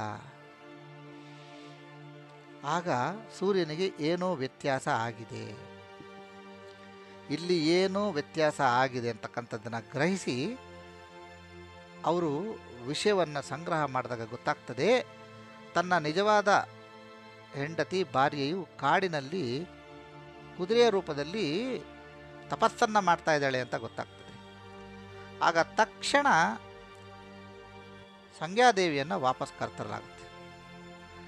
ವಾಪಸ್ ಕರ್ತಂದಾಗ ಸಂಧ್ಯಾದೇವಿ ಸೂರ್ಯನ ಜೊತೆಗೆ ವಾಪಸ್ ಬಂದಾಗ ತನ್ನ ಛಾಯೆಯನ್ನು ನೋಡಿ ಬಹಳ ಬಹಳ ಕೋಪ ಮತ್ತು ಆಶ್ಚರ್ಯ ಆಗುತ್ತೆ. ಯಾಕೆ ಅಂದರೆ, ನನ್ನ ಮಕ್ಕಳನ್ನು ನೋಡ್ಕೋ ಅಂತ ನಿನ್ನನ್ನು ಬಿಟ್ಟಿದ್ರೆ ನೀನು ಆಲ್ರೆಡಿ ಸೂರ್ಯ ಭಗವಾನರ ಜೊತೆಗೆ ಮಕ್ಕಳನ್ನು ಮಾಡ್ಕೊಂಡಿದ್ದೀಯಾ ಅಂಥೇಳಿ. ಹೆಣ್ಣು ಮಕ್ಕಳ ಸ್ವಭಾವ ನಿಮಗೆ ಗೊತ್ತೇ ಇದೆ ಅಲ್ವಾ, ಏನನ್ನು ಬೇಕಾದರೂ ಅವರು ಹಂಚ್ಕೊತಾರೆ, ಆದರೆ ಗಂಡನನ್ನು ಮಾತ್ರ ಹಂಚ್ಕೊಳ್ಳಲ್ಲ. ತನ್ನ ನೆರಳೇ ಆದರೂ ಆಕೆ ಈ ಒಂದು ಏನು ವಿಷಯವನ್ನು ಆಕೆ ಬಹಳ ಬಹಳ ಗಂಭೀರವಾಗಿ ತೆಗೆದುಕೊಂಡು ತುಂಬ ತುಂಬ ಅವಾಚ್ಯ ಶಬ್ದಗಳಿಂದ ಛಾಯೆಯನ್ನು ನಿಂದಿಸ್ತಾ ಇರ್ತಾಳೆ. ಈ ಛಾಯೆಯನ್ನು ನಿಂದಿಸ್ತಾ ಇರೋದಂತಕ್ಕಂಥದ್ದನ್ನು ನೋಡಿ ಸಂಧ್ಯಾದೇವಿಯ ಮಕ್ಕಳಾಗಿರ್ತಕ್ಕಂಥ ಯಮನಿಗೆ ಇದ್ದೇ ಇದ್ದಂಥ ಎಷ್ಟು ಕೋಪ ಬಂದ್ಬಿಡುತ್ತೆ ಅಂದರೆ, ನನ್ನ ತಾಯಿಯನ್ನು ಹಿಂಗೆ ಮಾತಾಡ್ತಾ ಇದ್ದಾರಲ್ಲ, ಜಗಳ ಆಗ್ತಾ ಇದೆಯಲ್ಲ ಅಂದ್ಬಿಟ್ಟು ಯಮಧರ್ಮರಾಜರು ಏನು ಮಾಡ್ತಾರೆ ಅಂತ ಹೇಳಿದ್ರೆ, ತನ್ನ ಎಡಗಾಲಿನಿಂದ ಛಾಯಾದೇವಿಯ ಹೊಟ್ಟೆಗೆ ಹೊಡೆದು ಬಿಡ್ತಾರೆ. ಜೋರಾಗಿ ಹೊಡಿತಾರೆ. ಆ ನೋವಿಗೆ ಛಾಯೆ ಬಹಳ ಕೋಪದಿಂದ ಶಾಪ ಕೊಟ್ಬಿಡ್ತಾಳೆ ಯಮನಿಗೆ, ನಿನ್ನ ಕಾಲಿಗೆ ಹುಳ ಬೀಳಲಿ ಅಂತ. ಯಾವಾಗ ಈ ಒಂದು ಶಾಪ ಬರ್ತದೋ ಆವಾಗ ಸೂರ್ಯನಿಗೂ ಕೋಪ ಬಂದ್ಬಿಡ್ತದೆ. ನಿನ್ನ ಮಗನಿಗಾಗಿದ್ರೆ ಈ ಥರ ಒಂದು ಶಾಪ ಕೊಡ್ತಾ ಇದ್ದ ನೀನು ಅಂಥೇಳಿ ಸೂರ್ಯ ಭಗವಾನರು ಕೂಡ ಛಾಯಾದೇವಿಗೆ ಸಪೋರ್ಟ್ ಮಾಡೋದನ್ನು ನಿಲ್ಲಿಸ್ಬಿಡ್ತಾರೆ. ಹಾಗೂ ಶಿವನ ಬಳಿ ಕರೆದುಕೊಂಡು ಹೋಗಿ ಯಮನಿಗೆ ಏನು ವೈದ್ಯವನ್ನು ಕೊಡಬೇಕು ಅಂತ ವಿಷಯವನ್ನು ತಿಳ್ಕೊಂಡು ಬಂದು ಅವ್ರಿಗೆ ಸೂಕ್ತ ವೈದ್ಯವನ್ನು ಕೊಟ್ಟು ಶಾಪವನ್ನು ಎಷ್ಟಾಗುತ್ತೋ ಅಷ್ಟು ಕಡಿಮೆ ಮಾಡಬೇಕು ಅಂಥೇಳಿ ಆ ಶಾಪ ವಿಮೋಚನೆಯನ್ನು ಕೂಡ ಮಾಡ್ತಾರೆ. ಇತ್ತ ಮನಸ್ಸಿನಲ್ಲಿ ಸಮಾಧಾನ ಇಲ್ಲದೆ ಇರ್ತಕ್ಕಂಥ ಛಾಯಾದೇವಿ ಶನಿಯನ್ನು ಕುರಿತು ಹೇಳ್ತಾರೆ, ಎಲ್ಲ ಆಗಿದ್ದು ನಿನ್ನಿಂದಲೇ, ನೀನು ಕಪ್ಪು ಕೊಟ್ಟುಬಿಟ್ಟಿದೆಯಾ, ತಣ್ಣಗಿದೆಯಾ, ನಿನ್ನಿಂದಲೇ ನನಗೆ ಈ ಥರ ಎಲ್ಲ ಅನ್ಸ್ಕೋಬೇಕಾಗಿ ಬಂತು, ಸಂಧ್ಯಾದೇವಿ ಆಡಬಾರ್ದು ಮಾತೆಲ್ಲ ಆಡಿದ್ರು, ಹಂಗೆ ಹಿಂಗೆ ಅಂತಕ್ಕಂಥದ್ದನ್ನು ಹೇಳ್ತಾರೆ. ಆಗ ಭಗವಾನರಿಗೂ ಕೂಡ ಕೋಪ ಬರುತ್ತೆ. ಕೋಪ ಬಂದು ತನ್ನ ದೃಷ್ಟಿಯಿಂದ ತಾಯಿಯನ್ನು ನೋಡ್ತಾರೆ. ಸೂರ್ಯನ ವರವನ್ನು ಪಡ್ಕೊಂಡಿರ್ತಕ್ಕಂಥ ಭಗವಾನರ ಆ ಒಂದು ಶಕ್ತಿ ಮೊದಲ ಬಾರಿಗೆ ಉಪಯೋಗಿಸ್ತಾರೆ. ಛಾಯಾದೇವಿ ಸುಟ್ಟು ಕ್ಷಣದಲ್ಲಿ ಬೂದಿ ಆಗ್ಬಿಡ್ತಾರೆ. ಸುಟ್ಟು ಬೂದಿ ಆಗ್ಬಿಡ್ತಾರೆ. ಆ ಬೂದಿಯನ್ನು ಸಂಧ್ಯಾದೇವಿ ಲೀನ ಮಾಡ್ಕೊಳ್ತಾರೆ. ತನ್ನ ನೆರಳನ್ನು ಅವರು ಲೀನ ಮಾಡ್ಕೊಳ್ತಾರೆ. ಕೆಲವು ವಿಚಾರಗಳಲ್ಲಿ ಸೂರ್ಯನ ಧರ್ಮಪತ್ನಿಯಾಗಿರ್ತಕ್ಕಂಥ ಸಂಧ್ಯಾದೇವಿಗೆ ನೀವು ಯಾವ ಥರ ನಿಲ್ಲಿಸಿದ್ರೂ ನೆರಳು ಬೀಳಲ್ವಂತೆ. ಯಾಕೆಂದರೆ ಅವ್ರ ಛಾಯ ಇಲ್ಲದೆ ಇರೋದ್ರಿಂದ ಅವ್ರಿಗೆ ಛಾಯ ಅಂದರೆ ಅವ್ರ ನೆರಳು ಎಲ್ಲೂ ಯಾರ ಮೇಲೂ ಬೀಳಲ್ಲ. ಆ ರೀತಿಯಾಗಿರ್ತಕ್ಕಂಥ ಒಂದು ವ್ಯವಸ್ಥೆ ಆಗ್ತದೆ. ಇದನ್ನು ಗ್ರಹಿಸಿದ ಸೂರ್ಯ ಭಗವಾನರು ಏನೇ ಆಗಲಿ ನೀನು ನನ್ನ ಪುತ್ರ ಅಂತ ನಾನು ಒಪ್ಪಲ್ಲ ಅಂತ ಹೇಳ್ತಾರೆ. ಶನಿಮಹಾತ್ಮರಿಗೆ ಭಾಳ ನೋವಾಗ್ತದೆ, ಮನಸ್ಸಿಗೆ ನೋವಾಗ್ತದೆ. ಅವರು ಮನಸ್ಸಿಗೆ ನೋವಾಗೋದ್ರಿಂದ ಅವರ ಮೈಯಲ್ಲಿ ಹುಷಾರಿರೋಲ್ಲ. ತುಂಬ ಡಲ್ಲಾಗಿ ಹಾಸಿಗೆಯನ್ನು ಹಿಡಿದುಬಿಡ್ತಾರೆ. ಮನೋರೋಗ ಬಂದ್ಬಿಡುತ್ತೆ. ತಾಯಿ ಇಲ್ಲ, ತಂದೆ ಒಪ್ತಾ ಇಲ್ಲ, ಏನು ಮಾಡಬೇಕು ಅಂತ ಗೊತ್ತಾಗ್ತಾ ಇಲ್ಲ. ಇಂಥ ಪರಿಸ್ಥಿತಿಯಲ್ಲಿ ಸಂಧ್ಯಾದೇವಿ ಹೇಳ್ತಾಳೆ, ಅದೇನೇ ಆಗಿರಲಿ ಮಗು ಮೈ ಹುಷಾರಿಲ್ಲ, ಒಂದು ಸತಿ ಹೋಗಿ ನೋಡ್ಕೊಂಡು ಬನ್ನಿ. ಒಲ್ಲದ ಮನಸ್ಸಿನಿಂದ ಸೂರ್ಯ ಆಯಿತು ಅಂಥೇಳಿ ಹೋಗ್ತಾನೆ. ಹೋದಾಗ ಮಹಾತ್ಮನು ನಾನು ನಿಮ್ಮ ಮಗನು ಅಂಥೇಳಿ ಹಿಂದೆ ಬೀಳ್ತಾನೆ. ಒಲ್ಲದ ಮನಸ್ಸಿನಲ್ಲಿ ಸೂರ್ಯನು ನೀನು ನನ್ನ ಮಗ ಅಲ್ಲ, ನನ್ನ ಮಗ ಅಲ್ಲ ಅಂದಾಗ ಭಗವಾನರಿಗೆ ಕೋಪ ಬರುತ್ತೆ. ಕೋಪ ಬಂದಾಗ ಸೂರ್ಯನನ್ನು ಕೂಡ ಒಂದು ಕೋಪದ ದೃಷ್ಟಿಯಿಂದ ನೋಡ್ತಾರೆ. ಇದನ್ನು ಗ್ರಹಿಸಿದ ಸೂರ್ಯ ಭಗವಾನರು ನಿನ್ನ ತಂದೆ ಅಂತ ಕೂಡ ಲೆಕ್ಕಿಸದೆ ನನ್ನನ್ನು ಈ ರೀತಿ ನೋಡ್ತೀಯ ಅಂಥೇಳಿ ಒಂದು ಕೋಲ್ ತಗೊಂಡು ಅವರ ಕಾಲ ಮೇಲೆ ಹೊಡಿತಾರೆ. ಎಷ್ಟು ಜೋರಾದ ಪ್ರಹಾರ ಅದು ಅಂದರೆ ಭಗವಾನರಿಗೆ ಕಾಲು ಮುರಿದೇ ಹೋಗುತ್ತೇನೋ ಅಷ್ಟು ಜೋರಾದ ಪ್ರಹಾರವನ್ನು ಹೊಡೆಯುತ್ತಾರೆ. ಆ ಪ್ರಹಾರದಿಂದ ಪಾಪ ಅವರು ಆ ನೋವನ್ನು ತಡ್ಕೊಳಕ್ಕಾಗದೆ ಕಾಲನ್ನು ಸರಿ ಮಾಡ್ಕೊಳ್ತಾರೆ. ಆದರೆ ಆವತ್ತಿನಿಂದ ಇವತ್ತಿನವರೆಗೂ ಅವರ ಏನು ಚಲನವಲನ ಇರುತ್ತೆ ಅದು ಸ್ಲೋ ಆಗಿಬಿಡುತ್ತೆ, ನಿಧಾನ ಆಗಿಬಿಡುತ್ತೆ. ಹಿಂದೊಂದು ಕಾಲು ಮುಂದೊಂದು ಕಾಲು, ಹಿಂದೊಂದು ಕಾಲು ಮುಂದೊಂದು ಕಾಲು, ಕುಂಟುತ್ತಾ ನಡೆಯುವ ನಿಧಾನ ಚಲನವನ್ನು ಅವರು ಭಗವಾನರಿಗೆ ಇಂಥ ಒಂದು ಪರಿಸ್ಥಿತಿ ಬಂದ್ಬಿಡುತ್ತೆ. ತದನಂತರದಲ್ಲಿ ಇದೆಲ್ಲವನ್ನು ಗಮನಿಸ್ತಾ ಇದ್ದಂಥ ದೇವರುಗಳು ಇವರ ಸಂಸಾರದ ಮೇಲೆ ನಡೀತಾ ಇರ್ತಕ್ಕಂಥದ್ದನ್ನು ಗ್ರಹಿಸಿ ಸಮಾಧಾನವನ್ನು ಮಾಡಿ ನಡೆದಂಥದ್ದನ್ನೆಲ್ಲ ಕ್ಷಮಿಸಬೇಕು ಅಂತಕ್ಕಂಥ ಒಂದು ವಿಷಯವು ಕೂಡ ಪ್ರಸ್ತಾಪ ಆಗ್ತದೆ. ಯಾಕೆಂದರೆ ಸೂರ್ಯ ಸರಿಯಾಗಿ ಬೆಳಕನ್ನು ಕೊಡ್ತಾ ಇಲ್ಲ, ಇತ್ತ ಯಾರೂ ನೆಮ್ಮದಿಯಾಗಿಲ್ಲ. ಇದನ್ನು ಗ್ರಹಿಸಿದ ಎಲ್ಲರೂ ಸೂರ್ಯನ ಈ ಒಂದು ಸಂಸಾರದ ಮೇಲೆ ಗಮನವನ್ನು ಕೊಟ್ಟು ಎಲ್ಲ ಸುಖ ಶಾಂತಿಯಿಂದ ಇರುವ ಹಾಗೆ ಮಾಡ್ತಾರೆ. ಇದರಿಂದ ಭಾಳ ಬೇಸತ್ತ ಭಗವಾನರು, ಶನಿ ಭಗವಾನರು ಕಾಡಿಗೆ ಹೊರಟು ತಪಸ್ಸಿಗೆ ಕೂತ್ಕೊಂಡ್ಬಿಡ್ತಾರೆ. ಶಿವನನ್ನು ಕುರಿತು ತಪಸ್ಸಿಗೆ ಕೂತ್ಕೊಂಡ್ಬಿಡ್ತಾರೆ. ಈ ತಪಸ್ಸಿಗೆ ಕುಳಿತುಕೊಳ್ಳುವ ಮುಂಚೆ ಒಂದು ವಿಷಯ ಆಗ್ಬಿಡ್ತದೆ. ಏನು ಅಂತಂದರೆ, ಹುಡುಗ ವಯಸ್ಸಿಗೆ ಬಂದಿದ್ದಾನೆ, ಮದುವೆ ಮಾಡಿಬಿಡು ಅಂತ. ಆಗ ಸೂರ್ಯ ಭಗವಾನರು ಕೂಡ ತಾನು ಮಾಡಿದ ತಪ್ಪನ್ನು ಗ್ರಹಿಸಿ ಭಗವಾನರಿಗೆ ನೀಲಿಮಾ ಅಂತಕ್ಕಂಥ ಒಂದು ಹೆಣ್ಣು ಮಗಳನ್ನು ತೆಗೆದುಕೊಂಡು ಬಂದು ಮದುವೆಯನ್ನು ಕೂಡ ಮಾಡ್ತಾರೆ. ಆ ಮದುವೆ ಆದ ಮೇಲೆ ಚೈತ್ರರಥ ಅಂತಕ್ಕಂಥ ಗಂಧರ್ವ ಈ ಭಗವಾನರ ನಡವಳಿಕೆಯನ್ನು ಕಂಡು, ಅವರ ನ್ಯಾಯ ನಿಷ್ಠೆಯನ್ನು ಕಂಡು, ಅವರು ಇರ್ತಕ್ಕಂಥ ಒಂದು ಪರಿಸ್ಥಿತಿಯನ್ನು ಕಂಡು ತನ್ನ ಮಗಳಾಗಿರ್ತಕ್ಕಂಥ ದಮಿನಿ ಅಂತಕ್ಕಂಥವಳನ್ನು ಕೂಡ ಕೊಟ್ಟು ಮದುವೆ ಮಾಡ್ತಾರೆ. ಗಂಧರ್ವನ ಮಗಳ ದಮಿನಿಯನ್ನು ಕೂಡ ಇವರು ಮದುವೆ ಆಗ್ತಾರೆ. ಮದುವೆ ಆದ ನೆಕ್ಸ್ಟ್ ದಿನವೇ ಹೇಳ್ತಾರೆ, ನಾನು ತಪಸ್ಸಿಗೆ ಹೋಗಬೇಕು, ನನಗೆ ಸ್ವಲ್ಪ ನನ್ನ ಮನಸ್ಸಿಗೆ ನೆಮ್ಮದಿ ಬೇಕು ಅಂತೇಳಿ ದೂರದ ಕಾಡಿನಲ್ಲಿ ಹೋಗಿ ಕುಳಿತುಕೊಂಡು ತಪಸ್ಸನ್ನು ಮಾಡೋಕ್ಕೆ ಕುತ್ಕೊಂಡ್ಬಿಡ್ತಾರೆ. ಆಗ ತಾನೇ ಮದುವೆ ಆಗಿದೆ. ನೆಕ್ಸ್ಟ್ ದಿನ ಮರುದಿನವೇ ತನ್ನ ಗಂಡ ತಪಸ್ಸಿಗೆ ಹೊರಟಿದ್ದಾನೆ. 1 ದಿನ ಆಯಿತು, 1 ವರ್ಷ ಆಯಿತು, 2 ವರ್ಷ ಆಯಿತು, 3 ವರ್ಷ ಆಯಿತು, 5 ವರ್ಷ ಆಯಿತು, 10 ವರ್ಷ ಆಯಿತು. ಆತ ತಪಸ್ಸಿನಿಂದ ನಿರ್ಗಮ ಆಗ್ತಕ್ಕಂಥ ಪರಿಸ್ಥಿತಿಗಳು, ಗುಣಚಿಹ್ನೆಗಳು ಏನೂ ಕಾಣಿಸ್ತಾ ಇಲ್ಲ. ನೀಲಿಮ ಎಲ್ಲವನ್ನು ಅಲ್ತ್ಕೊಂಡಿರ್ತಕ್ಕಂಥವಳು. ಆಕೆ ಯಾವುದೇ ರೀತಿಯಾಗಿರ್ತಕ್ಕಂಥ ತೊಂದರೆಯನ್ನು ಭಗವಾನರಿಗೆ ಕೊಡಲ್ಲ. ಆದರೆ ದಮನಿ ಚಿಕ್ಕವಳು, ಗಂಡನ ಜೊತೆ ಇರಬೇಕು ಅಂತಕ್ಕಂಥದ್ದು, ಚೆನ್ನಾಗಿರಬೇಕು ಅಂತಕ್ಕಂಥದ್ದು, ಹಾಗೂ ಗಂಧರ್ವರ ಮಗಳಾಗಿರೋದ್ರಿಂದ ಸ್ವಲ್ಪ ತನ್ನ ಸೌಂದರ್ಯದ ಬಗ್ಗೆ ಆಕೆಗೆ ಒಂದು ರೀತಿಯಾಗಿರ್ತಕ್ಕಂಥ ಅಹಂ ಇರ್ತದೆ. ತನ್ನ ಸೌಂದರ್ಯದಿಂದ ನಾನು ಈತನನ್ನು, ಭಗವಾನರನ್ನು ವಿಮುಖನನ್ನಾಗಿ ಮಾಡ್ತೀನಿ, ತಪಸ್ಸಿನಿಂದ ವಿಮುಖನನ್ನಾಗಿ ಮಾಡ್ತೀನಿ ಅಂತ ಹೇಳಿ ತನಗೆ ಬಲ್ಲಂಥ ಎಲ್ಲ ವಿದ್ಯೆಗಳನ್ನು ಕೂಡ ಮಾಡಿದ್ರು ಶನಿ ಭಗವಾನರು ಮಾತ್ರ ತಪಸ್ಸಿನಿಂದ ವಿಮುಖ ಆಗಲ್ಲ. ಅವರ ತಪಸ್ಸು ಎಷ್ಟು ಪ್ರಭಾವವಾಗಿರ್ತದೆ ಅಂತಂದರೆ, ಏನು ಚಲನವಲನಗಳು, ನೃತ್ಯ ಏನು ಮಾಡಿದ್ರೂ ಕೂಡ ಅವರು ಮಾತ್ರ ವಿಚಲಿತರಾಗಲ್ಲ. ಇದರಿಂದ ದಮನಿ, ನಾನು ಇಷ್ಟು ಮಾಡಿದ್ರು, ಇಷ್ಟು ಪ್ರಯತ್ನ ಪಟ್ಟರು ಇವರನ್ನು ನಾನು ವಿಚಲಿತ ಮಾಡಲಿಕ್ಕಾಗಲಿಲ್ವಲ್ಲ ಅಂತ ನೊಂದು ಬೆಂದು, ಹೆಣ್ಮಕ್ಳಿಗೆ ಕೋಪ ಬಂದರೆ ಗೊತ್ತಲ್ವ, ಬಾಯಿನಲ್ಲಿ ಕಂಟ್ರೋಲ್ ಇರಲ್ಲ.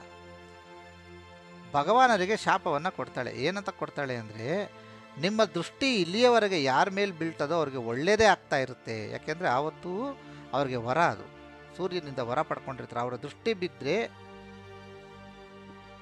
ಅದು ಬಂಗಾರವೇ ಆಗ್ತದೆ. ಅವರ ದೃಷ್ಟಿ ಬಿಟ್ಟರೆ ಎಂಥ ರೋಗವಿದ್ರೂ ಗುಣಮುಖ ಆಗುತ್ತೆ. ಅವರ ದೃಷ್ಟಿ ಬಿದ್ದರೆ ಎಂಥ ಬಡವನು ಕೂಡ ಬಲ್ಲಿದನಾಗ್ತಾನೆ, ಧನಿಕನಾಗ್ತಾನೆ. ಅಷ್ಟದರಿದ್ರಗಳು ಹೋಗ್ಬಿಡ್ಬೇಕು. ಅಂಥ ದೃಷ್ಟಿಯ ವರವನ್ನು ಪಡ್ಕೊಂಡಿರ್ತಕ್ಕಂಥವ್ರಿಗೆ ದಮನಿ ಅದೇ ದೃಷ್ಟಿಗೆ ಒಂದು ಶಾಪವನ್ನು ಕೊಡ್ತಾಳೆ. ನಾನು ಎಷ್ಟು ಮಾಡಿದ್ರೂ ನೀವು ನನ್ನ ಕಡೆ ದೃಷ್ಟಿ ಹಾಯಿಸ್ಲಿಲ್ವಲ್ಲ, ಇನ್ನು ಮೇಲೆ ನೀವು ಯಾರನ್ನು ನೋಡ್ತಿರೋ ಅವರಿಗೆ ಕೆಟ್ಟ ಅನುಭವಗಳಾಗಲಿ, ದುರಾದೃಷ್ಟವಂತರಾಗಲಿ ಅಂತಕ್ಕಂಥ ಒಂದು ಶಾಪವನ್ನು ಕೊಟ್ಟುಬಿಡ್ತಾಳೆ. ಎಷ್ಟೋ ವರ್ಷಗಳಾದ ಮೇಲೆ ಶಿವನನ್ನು ಕುರಿತು ತಪಸ್ಸು ಮಾಡ್ತಾ ಇರ್ತಕ್ಕಂಥ ಭಗವಾನರು, ಶಿವನು ಪ್ರತ್ಯಕ್ಷನಾಗಿ, ಕಂದ ಎದ್ದೋಳಪ್ಪ, ನಾನು ನಿನ್ನ ಕಣ್ಮುಂದೆ ಬಂದಿದ್ದೀನಿ, ನಿನಗೇನು ವರ ಬೇಕು ಕೇಳು ಅಂತ ಕೇಳಿದಾಗ ಮಹಾತ್ಮರು ಹೇಳ್ತಾರೆ, ಅಪ್ಪ ನಿನ್ನ ಕರುಣೆ ಅಪಾರ, ನನಗೆ ಯಾವುದೇ ರೀತಿಯಾಗಿರ್ತಕ್ಕಂಥ ಕೋರಿಕೆಗಳಿಲ್ಲ, ನಾನು ನಿನ್ನನ್ನು ಉದ್ದೇಶಿಸಿ ಏನು ವರವನ್ನು ಕೇಳಬೇಕು ಅಂತಕ್ಕಂಥದ್ದು ನನ್ನಲ್ಲಿ ಇಲ್ಲ. ನಿನ್ನನ್ನು ದರ್ಶನ ಮಾಡ್ಕೋಬೇಕು ಮತ್ತು ಮನಸ್ಸಿಗೆ ನೆಮ್ಮದಿಯನ್ನು ಬೇಕು ಅಂತಕ್ಕಂಥ ಒಂದೇ ಒಂದು ಉದ್ದೇಶನ ತಪಸ್ಸು ಮಾಡಿದ್ದೆ ವಿನಃ ನನಗೆ ಯಾವುದೇ ವಜ್ರವೈಡೂರ್ಯಗಳಾಗಲಿ, ಅಸ್ತ್ರಶಸ್ತ್ರಗಳಾಗಲಿ, ವಿದ್ಯೆಗಳಾಗಲಿ, ದನಕನ ಕಥೆಗಳಾಗಲಿ, ಊರು ರಾಜ್ಯಗಳಾಗಿರಲಿ, ಪಶುಪ್ರಾಣಿಗಳಾಗಿರಲಿ, ರಾಜ್ಯ ವೈಭವಗಳಾಗಲಿ ಯಾವುದೊಂದು ಬೇಡ, ನಿನ್ನ ದರ್ಶನ ಭಾಗ್ಯವೇ ಸಾಕು ಅಂತ ಹೇಳಿ ಶಿವನಿಗೆ ನಮಸ್ಕಾರವನ್ನು ಮಾಡಿ ಶಿವಸ್ತುತಿಯನ್ನು ಮಾಡ್ತಾರೆ. ಇದರಿಂದ ಅತ್ಯಂತ ಪ್ರಸನ್ನನಾದ ಈಶ್ವರನು, ಕೇಳದೆ ವರವನ್ನು ಕೊಡ್ತಕ್ಕಂಥ ಈಶ್ವರನು, ನನಗೆ ಅರ್ಥ ಆಗ್ತದೆ ನಿನಗೆ ಏನು ಮನಸ್ಸಿನಲ್ಲಿ ಕೊರತೆ ಇದೆ ಅಂತ. ಹಾಗಾಗಿ ಇವತ್ತಿನಿಂದ ನಾನು ನಿನಗೆ ಗ್ರಹವನ್ನು ಕೊಡ್ತೇನೆ, ಪಾಲಿಸಲು ನಿನಗೇನು ಕೊಡ್ತೀನಿ, ನಿಮ್ಮ ತಂದೆಯ ಥರನೇ ನಿನಗೊಂದು ಗ್ರಹವನ್ನು ಕೊಡ್ತೇನೆ ಅಂಥೇಳಿ ಗ್ರಹವನ್ನು ಕೊಡ್ತಾರೆ. ಆಗ ಮಹಾತ್ಮರು ಹೇಳ್ತಾರೆ, ನನಗೆ ಒಂದು ಗ್ರಹವನ್ನು ನೀವು ಪ್ರಸಾದವನ್ನಾಗಿ ಕೊಟ್ಟಿದ್ದೀರಿ, ಆದರೆ ನಿಮಗೆ ಗೊತ್ತಿರುವ ಹಾಗೆ ನನ್ನ ಭಾರ್ಯೆಯ ಶಾಪದಿಂದ ನನ್ನ ಗ್ರಹದಲ್ಲಿ ಕೆಟ್ಟದೇ ಆಗುತ್ತೆ. ನನ್ನ ಗ್ರಹದಲ್ಲಿ ಕೋಪ, ಅರಿಷಡ್ವರಗಳ ಒಂದು ಸಂಚಾರವೇ ಆಗ್ತದೆ ಅಂದಾಗ ಬೋನಸ್ ಇನ್ನೊಂದು ಗ್ರಹ, ಇನ್ನೊಂದನ್ನು ಕೂಡ ನಿಮಗೆ ಕೊಡ್ತೀನಪ್ಪ ಅಂಥೇಳಿ ಮಕರ ಕುಂಭಗಳನ್ನು ಅವರು ಶನಿ ಮಹಾತ್ಮರಿಗೆ ಪ್ರಸಾದವಾಗಿ ಕೊಟ್ಟುಬಿಡ್ತಾರೆ. ತದನಂತರದಲ್ಲಿ ಪಿತೃ ಸಂಬಂಧಿತ ಕಾರ್ಯಕ್ರಮಗಳಿಗೆ ಸಂಬಂಧಪಟ್ಟಂಥ ಒಂದು ಪಕ್ಷಿಯಾಗಿರ್ತಕ್ಕಂಥ ಕಾಗೆಯನ್ನು ವಾಹನವಾಗಿ ಕೂಡ ಶಿವನು ಮಹಾತ್ಮರಿಗೆ ಕೊಡ್ತಾರೆ. ಇನ್ನು ಮುಂದೆ ನಿನಗೆ ಈ ರೀತಿಯಾಗಿರ್ತಕ್ಕಂಥದ್ದು. ಹಾಗೂ ಕಬ್ಬಿಣದ ರಥವನ್ನು ಕೂಡ ಮಹಾತ್ಮರಿಗೆ ಕೊಡ್ತಾರೆ. ಹಾಗಾಗಿ ತಂದೆ ವಿದ್ಯುತ್, ತಂದೆ ಶಾಖ ಆದರೆ ಮಗ ಕಬ್ಬಿಣ ತಂಪು, ತಣ್ಣಗೆ ಇರ್ತಾರೆ. ಈ ಲೋಹಗಳನ್ನು ಕೂಡ, ಒಂದು ವಾಹನವನ್ನು ಕೂಡ ಹಾಗೂ ಒಂದು ಗ್ರಹಗಳನ್ನು ಸಂಪಾದಿಸಿಕೊಂಡಿದ್ದಾದ ಮೇಲೆ ಈಶ್ವರನನ್ನು ಕುರಿತು ಶನೀಶ್ವರನು ಕೇಳ್ತಾನೆ, ಆಯಿತು, ನನಗೆ ಗ್ರಹವನ್ನು ಕೊಟ್ಟಿದ್ದೀರಿ, ನನ್ನ ಕೆಲಸ ಏನು, ಜವಾಬ್ದಾರಿ ಏನು? ಆಗ ಈಶ್ವರ ನಗ್ನಗ್ತಾ ಹೇಳ್ತಾನೆ, ಕರ್ಮ ಫಲಗಳನ್ನು, ಯಾವ ಜಾತಕ ಕರ್ಮದಲ್ಲಿ ಕರ್ಮ ಫಲಗಳಿದೆಯೋ ಅದನ್ನು ನೀನು ಕೊಡುವಂಥವನಾಗು, ಹಾಗೂ ನ್ಯಾಯ ಮತ್ತು ಧರ್ಮಗಳ ಬಗ್ಗೆ ನಿನಗೆ ಅಧಿಕಾರವಿರ್ತದೆ. ಹಾಗೂ ಯಮನ ಒಂದು ಏನು ಯಮಲೋಕ ಇದೆ, ಯಮಲೋಕಕ್ಕೆ ಸಂದರ್ಶನ ಮಾಡುವುದಕ್ಕಿಂತ ಮುಂಚೆ ನಿನ್ನಲ್ಲಿ ಒಂದು ಲೆಕ್ಕಾಚಾರವಿರ್ತದೆ ಅಂತಕ್ಕಂಥದ್ದನ್ನು ಕೂಡ ಹೇಳ್ತಾರೆ. ಹಾಗಾಗಿ 7, 8, 9 ನಾವೇನು ಕೇತು, ಶನಿ, ಕುಜ ಈ ಮೂವರು ಕೂಡ ಯಾರ್ದಾದ್ರೂ ಒಬ್ಬರದು ಪ್ರಾಣವನ್ನು ದೇಹದಿಂದ ತೆಗಿಬೇಕು ಅಂದರೆ ಈ 3 ಜನರ ಪ್ರಭಾವ ಇರ್ತದೆ. ಉದಾಹರಣೆ ಉಪವಾಗಿ ನಾವು ಹೇಳಬೇಕು ಅಂತಂದರೆ, ಹೈವೇಯಲ್ಲಿ ಒಂದು ಗಾಡಿ ಹೋಗ್ತಾ ಇರ್ತದೆ ಅಂತ ಇಟ್ಕೊಳ್ಳಿ, ಒಂದು ಕಾರನ್ನು ಒಬ್ಬ ಚಲಿಸ್ತಾ ಇದ್ದಾನೆ ಅಂತ ಇಟ್ಕೊಳ್ಳಿ. ಅವನಿಗೆ ಗೊತ್ತಿಲ್ಲದಂಗೆ ಕುಜ ಪ್ರವೇಶ ಫಸ್ಟ್ ಆಗ್ತದೆ. ಯಾವಾಗ 9 ಒಳಗಡೆಗೆ ಹೋಗ್ತದೋ ಅವನಿಗೆ ಸ್ಪೀಡಾಗಿ ಹೋಗಬೇಕು, ಸ್ಪೀಡಾಗಿ ಹೋಗಬೇಕು, ಸ್ಪೀಡಾಗಿ ಹೋಗಬೇಕು, ಸ್ಪೀಡಾಗಿ ಹೋಗಬೇಕು ಅಂತ ಆಕ್ಸಿಲರೇಟರ್ನ ಒತ್ತುತ್ತಾನೆ ಇರ್ತಾನೆ. ಯಾವಾಗ ಕುಜ ಪ್ರವೇಶ ಆಗ್ತದೋ ನೆಕ್ಸ್ಟು ನಿಮಗೆ ಅಲ್ಲಿ ಕೇತು ಪ್ರವೇಶ ಆಗ್ತದೆ. ಕೇತು ಪ್ರವೇಶ ಆಗಿದ ತಕ್ಷಣ ಅವನಿಗೆ ಬಾಡಿ ಇರ್ತದೆ, ತಲೆ ಇರಲ್ಲ, ಮೆದುಳು ಕೆಲಸ ಮಾಡಲ್ಲ. ಎದುರುಗಡೆ ಗಾಡಿ ಕಂಡ್ರು, ಬಂಡೆ ಕಂಡ್ರು, ಮರ ಕಂಡ್ರು ತಲೆ ಇಲ್ವಲ್ಲ, ಬುದ್ಧಿ ಕೆಲಸ ಮಾಡದೇ ಇರೋದ್ರಿಂದ ಬ್ರೇಕ್ ಹಾಕಬೇಕು ಅಂತ ಅವನಿಗನ್ಸಲ್ಲ. ಒಂದು ವೇಳೆ ಅವನಿಗೆ ಬ್ರೇಕ್ ಹಾಕಬೇಕು ಅಂತ ಅನಿಸಿದ್ರೂ ಆ ಕ್ಷಣದಲ್ಲಿ ಶನಿ ಪ್ರಭಾವ ಆಗಿದ ತಕ್ಷಣ ನಿಮ್ಗೆ ಆವಾಗಲೇ ನಾನು ಹೇಳ್ದಂಗೆ ಅವನ ಚಲನವಲನಗಳು ಸ್ಲೋ ಆಗಿಬಿಡ್ತದೆ. ಬ್ರೇಕ್ ಮೇಲೆ ಕಾಲಿಟ್ಟರು ಒತ್ತೋದಕ್ಕಿಂತ ಮುಂಚೆ ಡಿಕ್ಕಿ ಹೊಡೆದಿರ್ತಾರೆ. ಯಾಕೆ ಅಂದರೆ ರೆಸ್ಪಾಂಡು ಸ್ಲೋ ಆಗಿಬಿಡ್ತದೆ. ನೀವು ಯಾವುದೇ ಒಂದು ಕತೆ ಕೇಳಿ, ಈ ಮೂವರ ಸಂಚಾರ ಇರ್ತದೆ ಎಂಡ್ ಆಫ್ ದಿ ಡೇ. ಹಾಗಾಗಿ ಕೇತುವನ್ನು, ಕುಜವನ್ನು ಹಾಗೂ ಶನಿಯನ್ನು ನಾವು ಲೆಕ್ಕವನ್ನು ಮಾಡ್ತೇವೆ ಯಾವತ್ತು. ಇದು ಹಾಗಿರಲಿ. ಈ ರೀತಿ ವರಗಳನ್ನು ಸಂಪಾದನೆ ಮಾಡಿಕೊಂಡು ಮಹಾತ್ಮರು ನ್ಯಾಯಬದ್ಧವಾಗಿ ಆವತ್ತಿನಿಂದ ಕೆಲಸವನ್ನು ಶುರು ಮಾಡ್ತಾರೆ. ಎಂಥ ಜಾತಕನೇ ಆಗಿರಲಿ ಅವರಿಂದ ತಪ್ಪಿಸ್ಕೊಳಕ್ಕಾಗಲ್ಲ. ಮತ್ತೆ ಮುಂದುವರೆದು ಮಹಾತ್ಮರು ಕೇಳ್ತಾರೆ ಈಶ್ವರನನ್ನು, ಭಗವಾನ್, ನನಗೆ ನೀವು ಗ್ರಹಗಳನ್ನು ಕೊಟ್ಟಿದ್ದೀರಿ ಹಾಗೂ ಜವಾಬ್ದಾರಿಯನ್ನು ಕೊಟ್ಟಿದ್ದೀರಿ. ಮುಂದೊಂದು ದಿವಸ ಯಾವುದೋ ಒಬ್ಬ ಭಕ್ತ ಬಂದ್ಬಿಟ್ಟು ಮಧ್ಯದಲ್ಲಿ ಇಂಟರ್ಫಿಯರ್ ಆದರೆ ಏನು ಮಾಡಬೇಕು? ನಿಮ್ಮ ಹತ್ರ ರೆಕಮೆಂಡೇಶನ್ ತೊಗೊಂಡು ಬಂದರೆ ನಾನೇನು ಮಾಡಲಿ? ಆ್ಯಂಡ್ ನನಗೊಂದು ಸತಿ ನೀವು ಕೆಲಸ ಕೊಟ್ಟ ಮೇಲೆ ನಾನು ತುಂಬ ಕಟ್ನಿಟ್ಟು, ನಾನು ತುಂಬ ಡಿಸಿಪ್ಲೀನು. ಆಗ ಈಶ್ವರರು ಹೇಳ್ತಾರೆ, ನಾನು ವರವನ್ನು ಕೊಟ್ಟಾಗಿದೆ, ಬ್ರಹ್ಮ ವಿಷ್ಣು ಮಹೇಶ್ವರರು ನಿನ್ನ ದಾರಿಗೆ ಅಡ್ಡ ಬರಲ್ಲ. ಈ ಮಾತು ಕೇಳಿದ ತಕ್ಷಣ ಬಹಳ ಖುಷಿಯಿಂದ ತಲೆಯನ್ನು ಬಗ್ಗಿಸಿ ನಮಸ್ಕಾರವನ್ನು ಮಾಡಿ ಈಶ್ವರ ಅಂತರ್ಧನ ಆಗ್ತಾನೆ.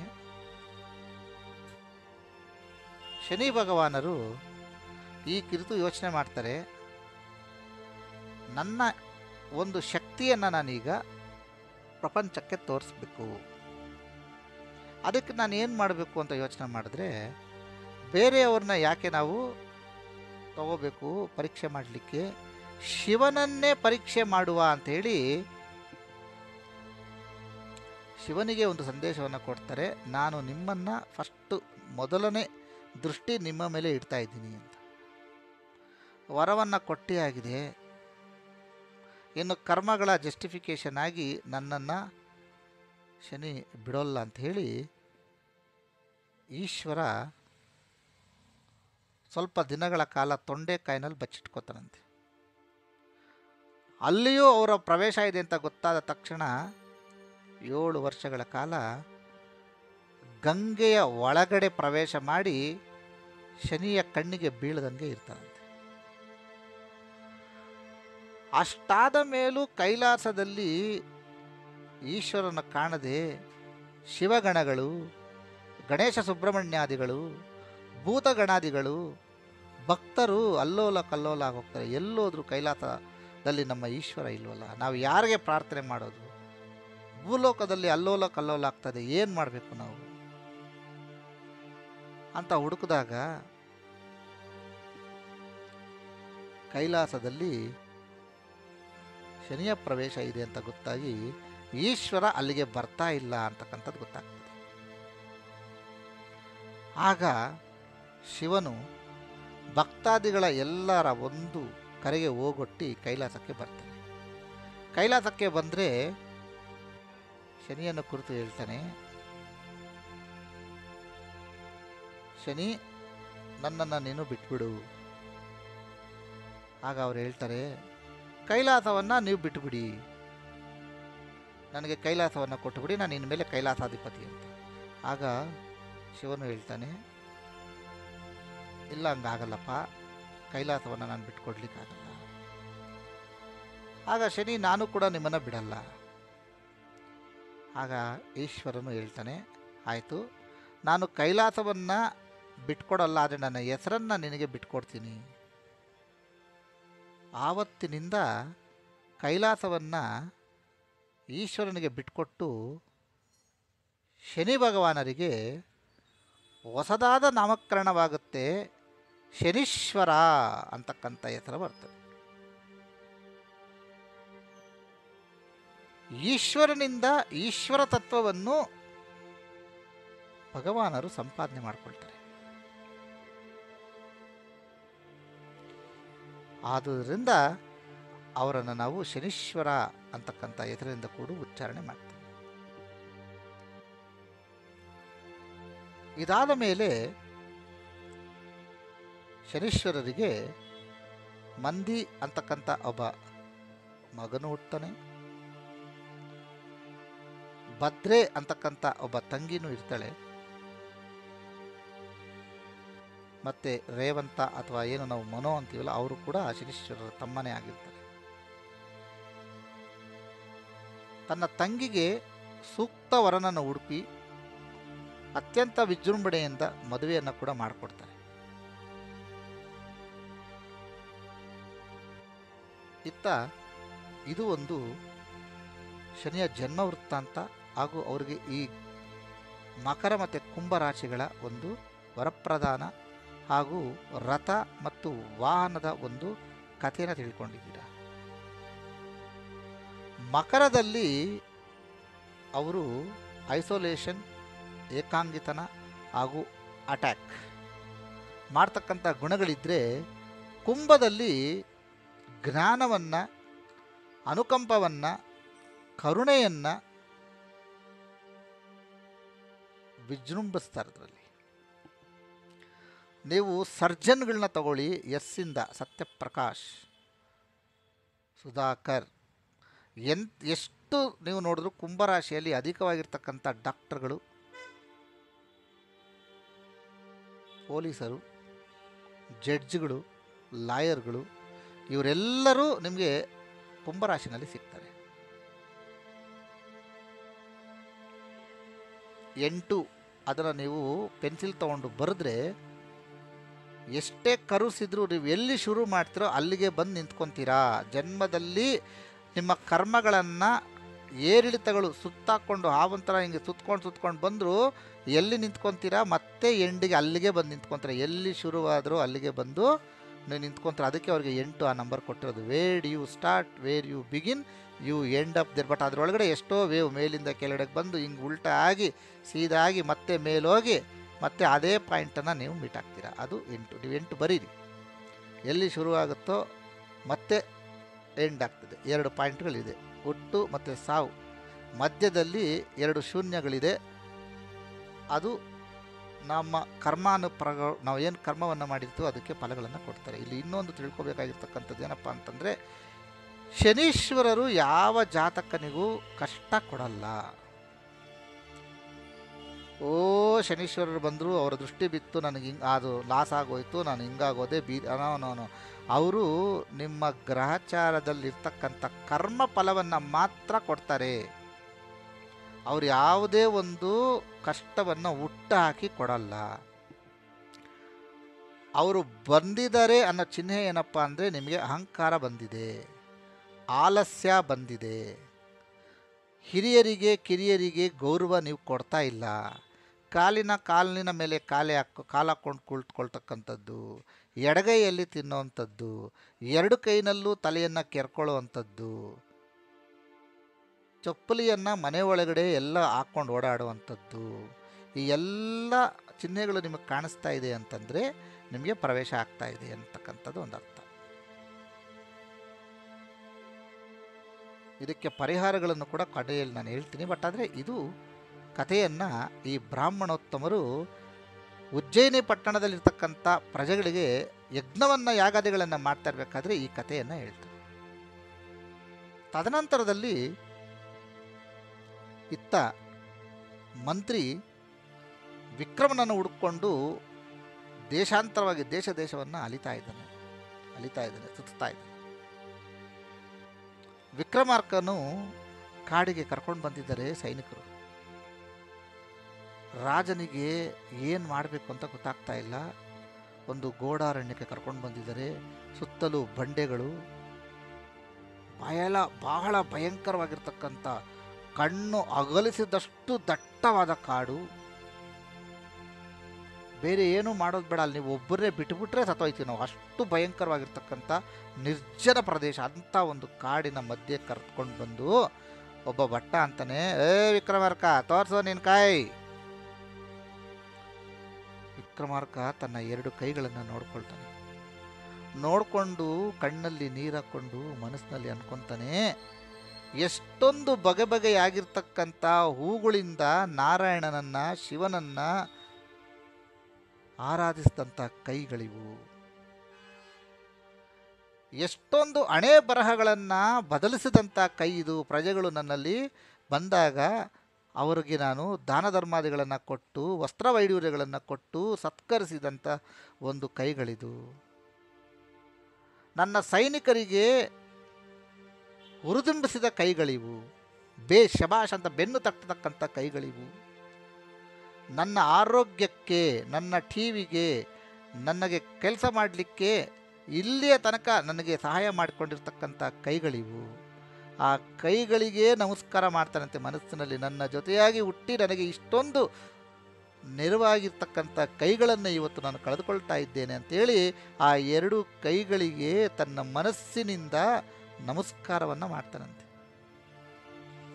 ಕಟ್ಟ ಕಡೆಯಾಗಿ ನಿನ್ನ ಕೈ ನೋಡ್ಕೋ ಅಂದ್ರಂತೆ. ಎಂಥ ಪ್ರಸಂಗ ಇದು. ಆ 2 ಕೈಗಳನ್ನು ನೋಡಿಕೊಂಡು ತನ್ನ ತಾಯಿಯನ್ನು ನೆನೆಸ್ಕೊತಾನಂತೆ. ಸದ್ಯ ಅಮ್ಮ ನೀನು ಇದನ್ನು ನೋಡಲಿಕ್ಕೆ ನೀನಿಲ್ಲ, ಯಾಕೆಂದರೆ ನೀನಿದ್ರೆ ಎದೆ ಹೊಡ್ಕೊಂಡು ಸತ್ತೋಗ್ತಾ ಇದ್ದೆ. ನಿನ್ನ ಕಂದನ ಕೈಗಳನ್ನು ಮಾಡದ ತಪ್ಪಿಗಾಗಿ ಕೈಗಳನ್ನು ಬಲಿಯಾಗ್ತಾ ಇದೆ ಅಂತಕ್ಕಂಥದ್ದನ್ನು ಕಣ್ಣಲ್ಲಿ ನೀರು ಹಾಕ್ಕೊಂಡು ನೋಡ್ತಾ ಇದ್ದಾನೆ. ಕತ್ತಿಯಿಂದ 2 ಕೈಗಳನ್ನು ಒಂದೇ ಏಟಿಗೆ ಸೈನಿಕ ಕಟ್ ಮಾಡಿಬಿಡ್ತಾನೆ. ಕೈಗಳು ಗಡಗಡ ಅಂತ ನಡುಗಿ ಕೆಳಗಡೆ ಬಿದ್ದೋಗುತ್ತೆ. ರಕ್ತ ಚಿಮ್ಮಿ ಸುತ್ತಲೂ ಹರಿಯುತ್ತಂತೆ. ಆ ನೋವು ತಡ್ಕೊಳಕ್ಕಾಗದೆ ಜೋರಾಗಿ ಚೀರ್ತಾನಂತೆ. ಆ ಚೀರೋ ಆ ಸದ್ದಿಗೆ ಅಕ್ಕಪಕ್ಕದಲ್ಲಿರ್ತಕ್ಕಂಥ ಗಿಡದ ಮೇಲಿರ್ತಕ್ಕಂಥ ಪಕ್ಷಿಗಳು ಕೂಡ ತನ್ನ ಎದೆ ಮತ್ತು ಹೊಟ್ಟೆಯನ್ನು ಒಡೆದೋಯ್ತೇನೋ ಅಂತಕ್ಕಂಥದ್ದು ಭಾವನೆಯನ್ನು ಬಂದು ಎಲ್ಲವೂ ಹಾರೊಟ್ಟೋಯ್ತಂತೆ. ಅತೀವವಾದ ನೋವು. ನಮಗೊಂದು ಸಣ್ಣ ಬ್ಲೇಡ್ ತೊಗೊಂಡು ಕಟ್ ಮಾಡಿದ್ರೆ ತಡ್ಕೊಳಕ್ಕಾಗಲ್ಲ. ಇನ್ನು ಕೈಗಳನ್ನು ಕತ್ತರಿಸಿದ್ರೆ ಎಂಥ ನೋವಾಗಿರ್ಬೋದು ವಿಕ್ರಮಾರ್ಕನಿಗೆ. ಅತೀವವಾದ ನೋವು. ಆ ನೋವಿನಿಂದ ಮೂರ್ಛಾ ವ್ಯವಸ್ಥೆ ಕೊಟ್ಟೋಗ್ತಾನೆ ಪಾಪ. ಆದರೆ ಭಟ್ಟರು ರಾಜಾಜ್ಞೆ ಬಿಡ್ತಾರಾ?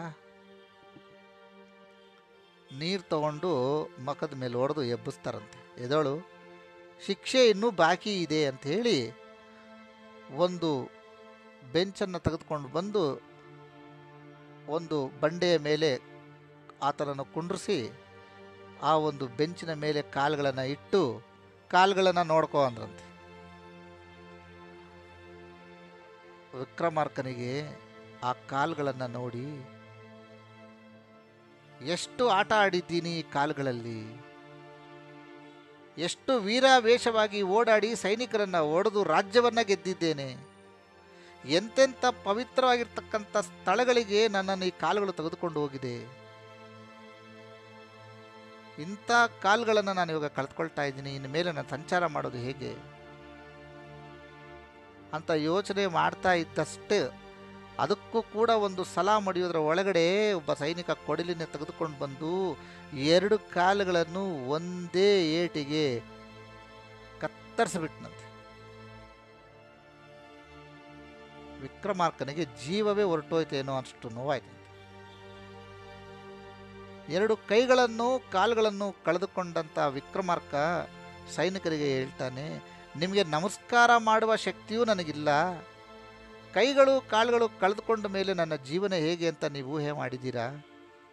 ತಿನ್ನಕ್ಕಾಗಲ್ಲ, ಬಟ್ಟೆ ಹಾಕ್ಕೊಳಕ್ಕಾಗಲ್ಲ, ಸ್ನಾನ ಮಾಡ್ಕೊಳಕ್ಕಾಗಲ್ಲ, ಗೌರವವನ್ನು ತೋರ್ಸೋಕ್ಕಾಗಲ್ಲ, ಮಲಕ್ಕೊಳಕ್ಕಾಗಲ್ಲ, ನಾನು ಇನ್ನೇನಕ್ಕೆ ಜೀವವಾಗಿರಬೇಕು? ಕೈಗಳು ಕಾಲುಗಳನ್ನು ಕತ್ತರಿಸುವ ಬದಲಾಗಿ ನನ್ನ ತಲೆಯನ್ನೇ ಕತ್ತರಿಸ್ಬಿಡಿ ಅಂತ ಸೈನಿಕರಲ್ಲಿ ಕಳಕಳಿಯಾಗಿ ಕೇಳ್ಕೊತಾರಂತೆ. ಸೈನಿಕರು ಹೇಳ್ತಾರೆ, ರಾಜನ ಆಜ್ಞೆ ಇರೋದು ಕೈ ಕಾಲು ಕತ್ತರಿಸುವಂಥ ತಲೆಯನ್ನಲ್ಲ ಅಂತ ಹೇಳಿ ಅವರು ಆತನನ್ನು ಕಾಡಿನಲ್ಲೇ ಬಿಟ್ಟು ಕುದುರೆಗಳನ್ನು ಏರಿ ಹೊರಟೋಗ್ತಾರೆ. ಸಾಯಂಕಾಲದ ಹೊತ್ತು ಏನು ಮಾಡಬೇಕು ಅಂತ ಗೊತ್ತಾಗ್ತಾ ಇಲ್ಲ. ಆಗ ಅಂದ್ಕೊಳ್ತಾನೆ, ಒಂದು ಕ್ಷಣದ ಅಹಂಕಾರ ಇವತ್ತು ನನಗೆ ಎಲ್ಲಿಯ ತನಕ ತೆಗೆದುಕೊಂಡು ಬಿಟ್ಟಿದೆ.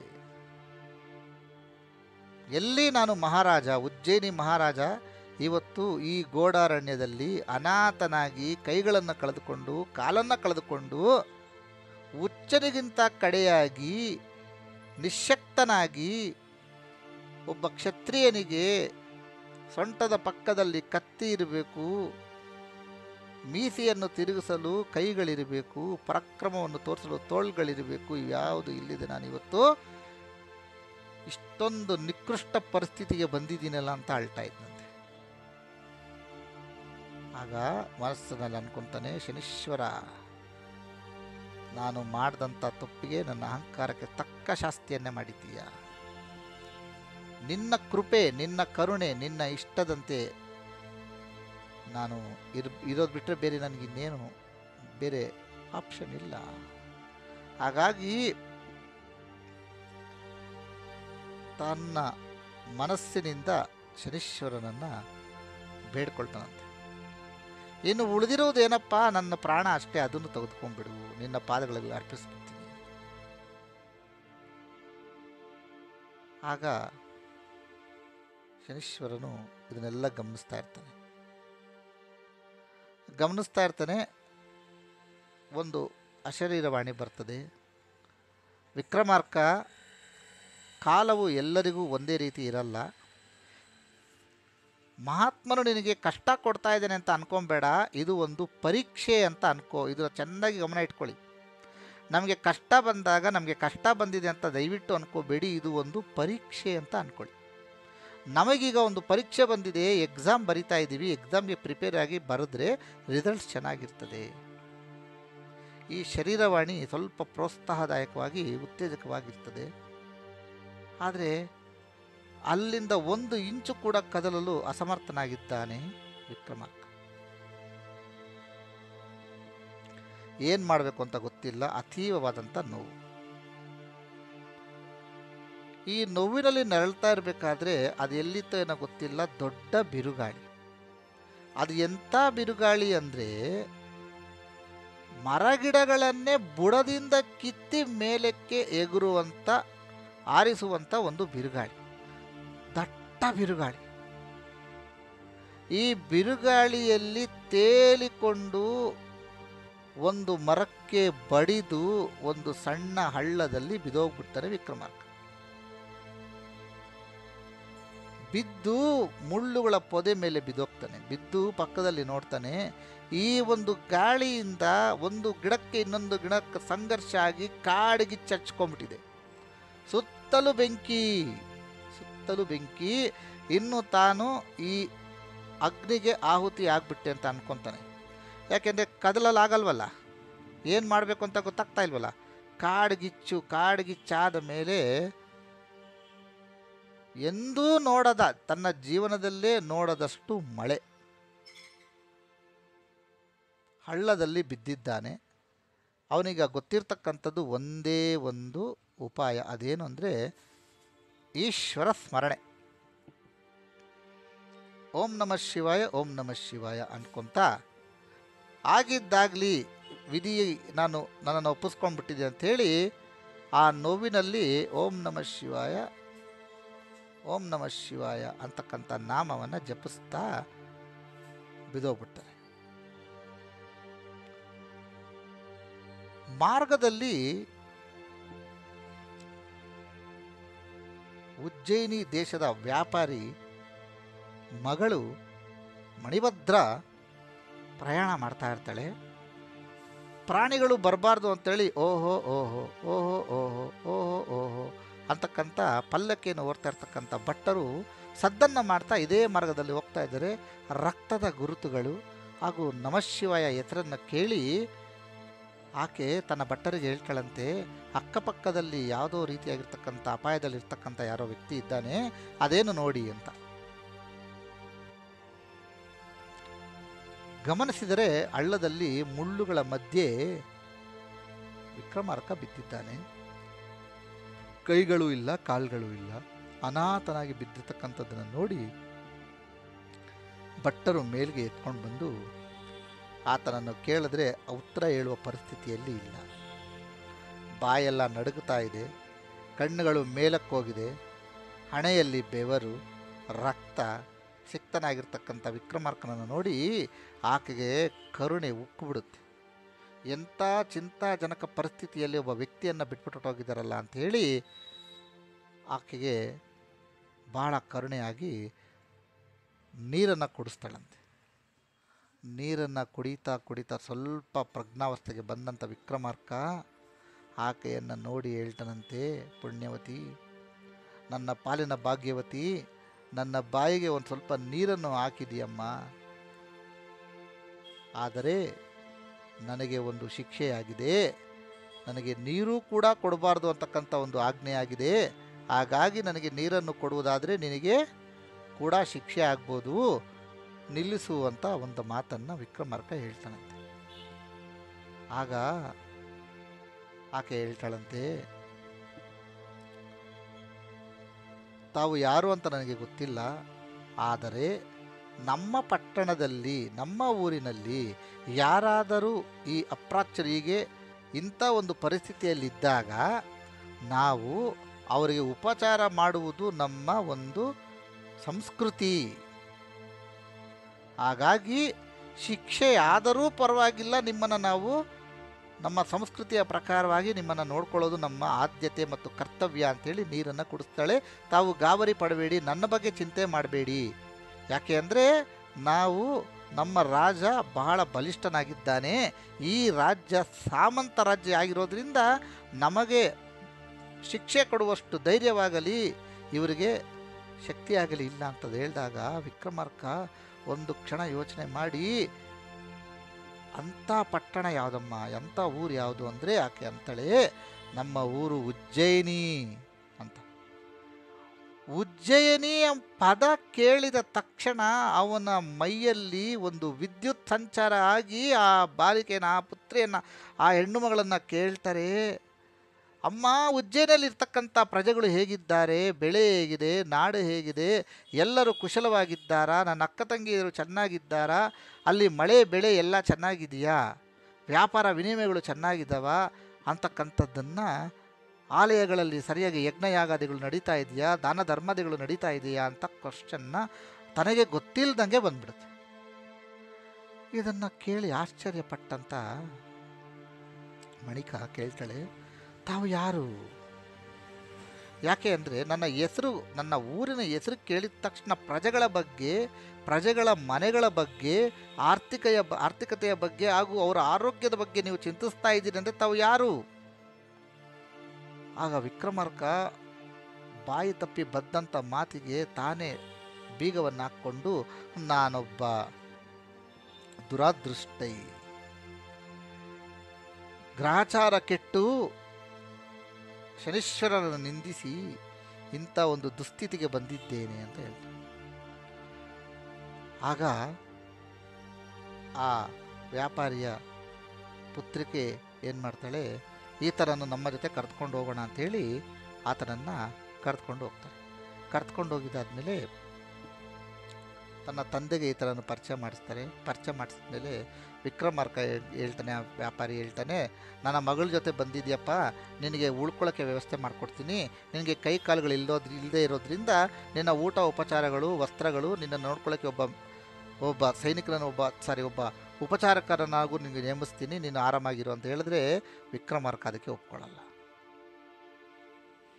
ಇಲ್ಲ ಪ್ರಭು, ನೀವು ನನ್ನನ್ನು ನೋಡ್ಕೊಳ್ಳೋ ಅವಶ್ಯಕತೆ ಇಲ್ಲ, ನನಗೆ ಕೆಲಸವನ್ನು ಕೊಟ್ಟಾದರೆ ಮಾತ್ರ ನಾನು ಇಲ್ಲಿ ಊಟ ಮಾಡ್ತೀನಿ, ವಿಶ್ರಾಂತಿ ಮಾಡ್ತೀನಿ, ನಿಮ್ಮಲ್ಲಿ ಉಳ್ಕೊತೀನಿ. ನೋಡಿ, ಇಲ್ಲಿ ಶನೀಶ್ವರರ ಅನುಗ್ರಹ ಬರ್ತದೆ.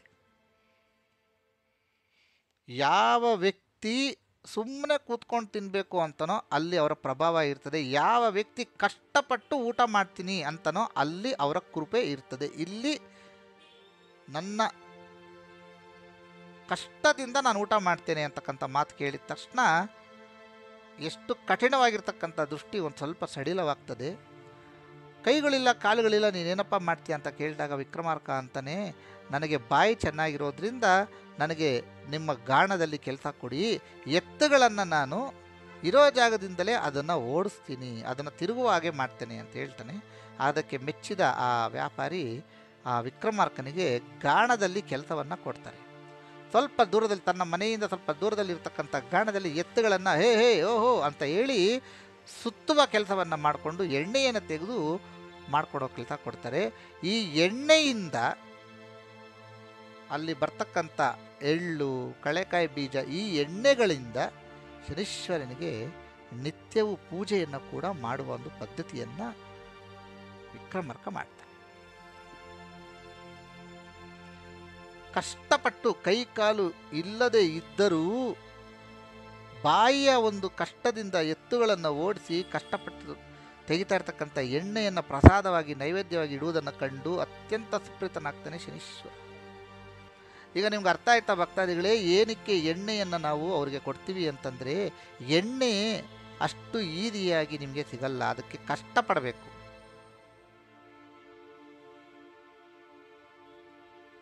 ಕಷ್ಟಾರ್ಜಿತವಾಗಿರ್ತಕ್ಕಂಥದ್ದನ್ನು ನೀವು ದೇವರಿಗೆ ಕೊಟ್ಟರೆ ಅವ್ರಿಗೆ ಭಾಳ ಭಾಳ ಇಷ್ಟ ಆಗ್ತದೆ. ಹಾಗಾಗಿ ರಾತ್ರಿ ಹೊತ್ತು ಕೂಡ ವಿಕ್ರಮಾರ್ಕ ಕೆಲಸವನ್ನು ಮಾಡ್ತಾನೆ. ಒಂದು ಸರ್ತಿ ಏನಾಗ್ಬಿಡ್ತದೆ, ದೀಪಗಳನ್ನು ಇಟ್ಟು ಗಾಣವನ್ನು ತಿರುಗಿಸ್ತಾ ಇರಬೇಕಾದ್ರೆ ಜೋರಾಗಿ ಗಾಳಿ ಬಂದು ದೀಪಗಳು ಆರಿ ಹೋಗ್ತದೆ. ಆಗ ವಿಕ್ರಮಾರ್ಕನಿಗೆ ಏನು ಮಾಡಬೇಕು, ಯಾಕಂದರೆ ಅದನ್ನು ಪ್ರಜ್ವಾಲವಾಗಿ ಅದನ್ನು ಮತ್ತೆ ಆ ಜ್ಯೋತಿಯನ್ನು ಬೆಳಗಿಸ್ಬೇಕು ಅಂದರೆ ಕೈ ಇಲ್ವಲ್ಲ, ಏನು ಮಾಡಬೇಕು ಅಂತ ಗೊತ್ತಿಲ್ಲದೆ ಇರಬೇಕಾದ್ರೆ, ತಾನು ರಾಜನಾಗಿರಬೇಕಾದ್ರೆ ಪಂಡಿತರಿಂದ ಒಂದು ಉತ್ತಮವಾಗಿರ್ತಕ್ಕಂಥ ಒಂದು ಸಂಗೀತ ಜ್ಞಾನವನ್ನು ಪಡ್ಕೊಂಡಿರ್ತಾನೆ ವಿಕ್ರಮಾರ್ಕ. ಆ ಸಂಗೀತ ಜ್ಞಾನದಿಂದ ದೀಪವನ್ನು ಅಂಟಿಸುವ ಒಂದು ಕಲೆಯನ್ನು ಕೂಡ ಕಂಡುಕೊಂಡಿರ್ತಾನೆ. ಇದು ಸರಿಯಾದ ಸಮಯ ಅಂಥೇಳಿ ತನ್ನ ವಿದ್ಯೆಯನ್ನು ಪ್ರದರ್ಶನ ಮಾಡಿ ತುಂಬ ಸೊಗಸಾದ ಹಾಡನ್ನು ಹಾಡಿ ಆ ದೀಪಗಳನ್ನು ಬೆಳಗುವಂತೆ ಮಾಡ್ತಾನೆ. ಇವನ ಒಂದು ಅದೃಷ್ಟವೋ ಏನೋ, ಆ ಹೊತ್ತಿಗೆ ಆ ಒಂದು ಸಂದರ್ಭಕ್ಕೆ ಸರಿಯಾಗಿ ಆ ಊರಿನ ರಾಜನ ಮಗಳು ಈತನ ಸಂಗೀತಕ್ಕೆ ಆಕರ್ಷಿತಳಾಗಿ ಬಂದು ನೋಡ್ತಾ ಇರ್ತಾಳೆ.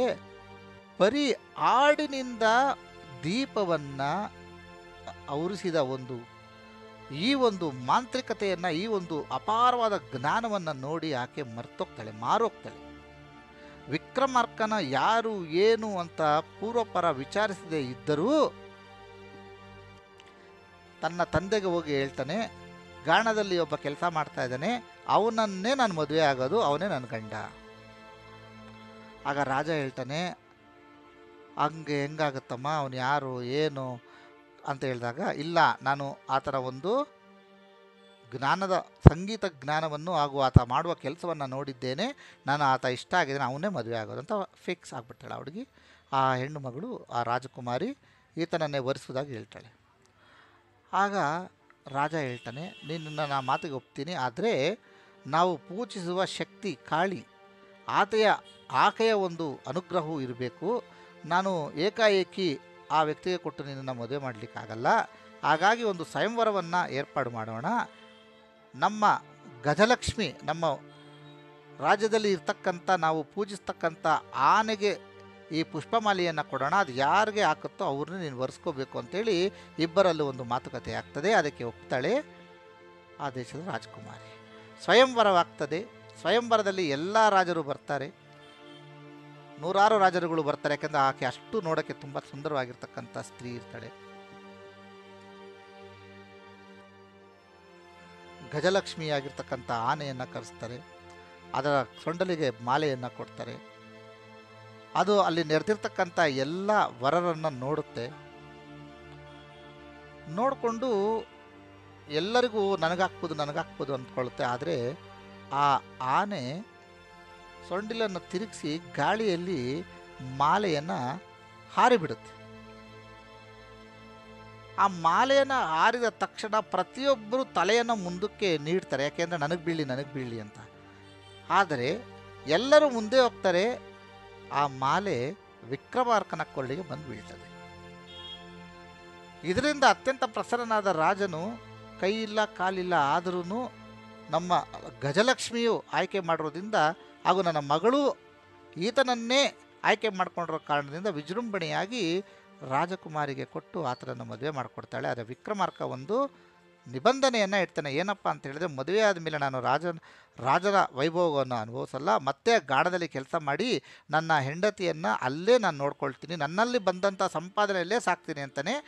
ಇಲ್ಲಿ ಶನೀಶ್ವರರಿಗೆ ಇನ್ನೂ ಭಾಳ ಸುಪ್ರೀತರಾಗ್ತಾರೆ.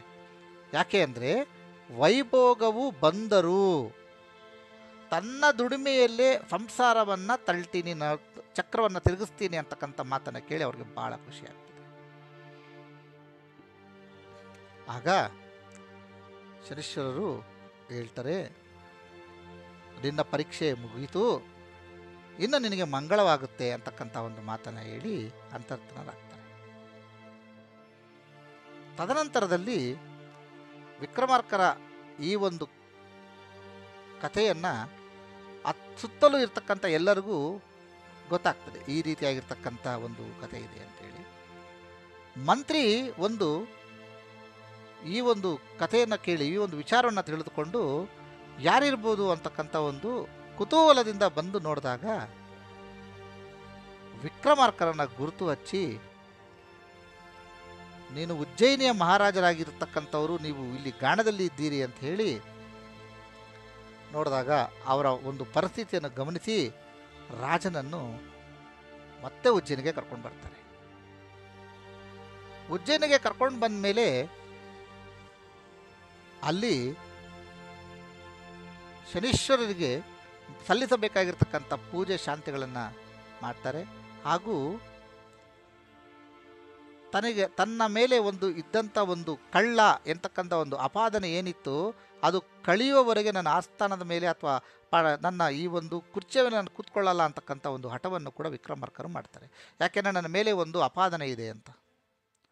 ಆಗ ಎಲ್ಲರೂ ಕೇಳ್ತಾರೆ, ನಿಜವಾಗ್ಲೂ ಏನಾಯಿತು ಪ್ರಭುಗಳಂದರೆ ಅವ್ರು ನಡೆದಿದ್ದೇ ಹೇಳ್ತಾರೆ, ಇಲ್ಲಪ್ಪ ಆ ಶ್ರೇಷ್ಠಿಯ ಮನೆಯಲ್ಲಿ ಇದೇ ರೀತಿಯಾಗಿರ್ತಕ್ಕಂಥದ್ದಾಯಿತು ಅಂತ. ಆಗ ಶನೀಶ್ವರರ ಮಂತ್ರವನ್ನು ಶಾಂತಿಯನ್ನು ಜಪಿಸಿದ ಮೇಲೆ ಶನೀಶ್ವರರು ಕನಸಿನಲ್ಲಿ ಕಾಣಿಕೊಂಡು ಹೇಳ್ತಾರೆ, ಶ್ರೇಷ್ಠಿಯ ಮನೆಗೆ ಹೋಗಿ ನಾನು ನಿಮಗೆ ಒಂದು ಪವಾಡವನ್ನು ತೋರಿಸ್ತೇನೆ ಅಂತ. ಆಗ ವಿಕ್ರಮಾರ್ಕ ಶ್ರೇಷ್ಠಿಯ ಮನೆಗೆ ಬಂದು ಆ ಪಟದ ಮುಂದೆ ನಿಂತ್ಕೊಂಡು ಹಂಸ ಪಕ್ಷಿಗಳಿಗೆ ಹೇಳ್ತಾರೆ, ನನ್ನ ಯಾವುದೇ ದೋಷ ಇಲ್ಲದೆ ನಾನು ಏನನ್ನೂ ಮಾಡದೆ ಅವತ್ತು ನಾನು ಕಣ್ಣಲ್ಲಿ ನೋಡದ್ದು ನಿಜವೇ ಆದರೆ ಅದು ಈಗ ಎಲ್ಲರ ಮುಂದೆ ಆಗಲಿ ಅಂತ. ಎಲ್ಲರೂ ಕಣ್ಣಲ್ಲಿ ನೋಡ್ತಾ ಇದ್ದಂಗೆಯೇ ಆ ಪಟದಿಂದ ಹಂಸ ಪಕ್ಷಿಗಳು ಬಂದು ತಾನು ನುಂಗಿರ್ತಕ್ಕಂಥ ವಜ್ರವೈಡೂರ್ಯ ಹಾಗೂ ಮುತ್ತಿನ ಸರಗಳನ್ನು ಕಕ್ಕು ಬಿಡ್ತವೆ. ಇದನ್ನು ಕಣ್ಣಾರೆ ಕಂಡಂಥ ಪ್ರಜೆಗಳು ಶನೀಶ್ವರರ ಈ ಒಂದು ಪವಾಡ ಮತ್ತು ವಿಚಾರವನ್ನು ತಿಳಿದುಕೊಂಡು ಅಪಾರ ಭಕ್ತಿಯಿಂದ ಅವರಿಗೆ ತಲೆಬಗ್ಗಿಸಿ ನಮಸ್ಕಾರವನ್ನು ಮಾಡ್ತಾರೆ. ಆವಾಗ ಶನೀಶ್ವರರು ಪ್ರತ್ಯಕ್ಷವಾಗಿ ನಿನಗೆ ಏನು ವರ ಬೇಕು ಅಂತ ಕೇಳಿದಾಗ ಧರ್ಮಪತ್ನಿ ಈ ರೀತಿಯಾಗಿ ಕೈಗಳನ್ನು ಕಾಳುಗಳನ್ನು ಕಳೆದುಕೊಂಡಂಥ ಗಂಡನನ್ನು ನಾನು ಹೇಗೆ ಜೊತೆ ಸಂಸಾರ ಮಾಡಲಿ ಅಂತ ಕೇಳಿದಾಗ, ನನ್ನ ಈ ಒಂದು ಪರೀಕ್ಷೆ ಮುಗಿದಿದ ಕಾರಣ ಇವರ ಕೈಗಳು ಕಾಳುಗಳು ವಾಪಸ್ ಬರುವಂತೆ ವರವನ್ನು ಕೊಡ್ತಾರೆ. ಕೊಟ್ಟಾದ ಮೇಲೆ ಅವರು ಭಗವಾನರನ್ನು ಕುರಿತು, ನಿಮಗೆ ನಿಮ್ಮ ಒಂದು ಪ್ರಭಾವ ಕಡಿಮೆ ಆಗಬೇಕು ಅಂದರೆ ಏನು ಮಾಡಬೇಕು ಅಂತ ಕೇಳಿದಾಗ ಅವರು ಕೆಲವು ಉಪಾಯಗಳನ್ನು ಕೂಡ ಹೇಳ್ತಾರೆ. ಎಷ್ಟೊಂದು ಉಪಾಯಗಳಿದೆ, ಅದರಲ್ಲಿ ಒಂದು ಉಪಾಯವನ್ನು ನಾನು ಹೇಳಿ ಈ ಕಥೆಯನ್ನು ಮಂಗಳವನ್ನು ಪಾಡೋಣ.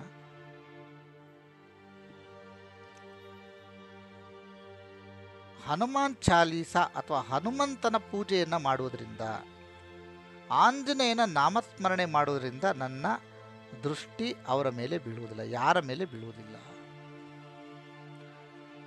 ಯಾಕೆ ಅಂತ ಹೇಳಿದ್ರೆ, ರಾವಣನ ಮಗನಾಗಿರ್ತಕ್ಕಂಥ ಮೇಘನಾದನನ್ನು ಅಮರನನ್ನಾಗಿ ಮಾಡಬೇಕು ಅಂತೇಳಿ ಎಲ್ಲ ಗ್ರಹಗಳನ್ನು ಒಂದು ಲೆಕ್ಕಾಚಾರದಲ್ಲಿ ನಿಲ್ಲಿಸಿರ್ತಾರೆ. ಆದರೆ ಶನಿ ಮಹಾತ್ಮರಿಗೆ ಕಾಲಿನ ಸ್ವಲ್ಪ ತೊಂದರೆ ಇರೋದ್ರಿಂದ ಹಿಂದೆ ಮುಂದೆ ಮಾಡಿ ಒಂದು 4 ಕ್ಷಣಗಳು ತಡವಾಗಿ ಬಂದಿರೋದ್ರಿಂದ ಆ 4 ಕ್ಷಣಗಳಲ್ಲಿ ಮೃತ್ಯುದೇವತೆ ಮೇಘನಾದನಿಗೆ ಮೃತ್ಯುವನ್ನು ಬರೆದುಬಿಡ್ತದೆ. ಇದರಿಂದ ಕುಪಿತಗೊಂಡಂಥ ರಾವಣನು ತನ್ನ ಕಾಲ ಕೆಳಗೆ ಭಗವಾನರನ್ನು ಹಾಕ್ಕೊಂಡು ಅವರನ್ನು ಬಂಧನ ಮಾಡಿರ್ತಾನೆ. ಇದನ್ನು ತಿಳಿದ ಆಂಜನೇಯ ಸ್ವಾಮಿಗಳು ಆ ಬಂಧನದಿಂದ ಮುಕ್ತಿಯನ್ನು ಮಾಡ್ತಾರೆ. ಆಗ ಭಗವಾನರು ಬಹಳ ಖುಷಿಯಿಂದ ನನ್ನನ್ನು ಬಿಡುಗಡೆ ಮಾಡಿರೋದಕ್ಕೋಸ್ಕರ ನಿನಗೆ ವರವಾಗಿ ನಿನ್ನ ಪೂಜೆಯನ್ನು ಯಾರು ಮಾಡ್ತಾರೋ, ನಿನ್ನನ್ನು ಯಾರು ಸ್ಮರಿಸ್ತಾರೋ ಅವರಿಗೆ ನಾನು ಹಿತದೃಷ್ಟಿಯಿಂದ ನೋಡ್ತೇನೆ ಅಂತಕ್ಕಂಥ ವರವನ್ನು ಕೊಡ್ತಾರೆ.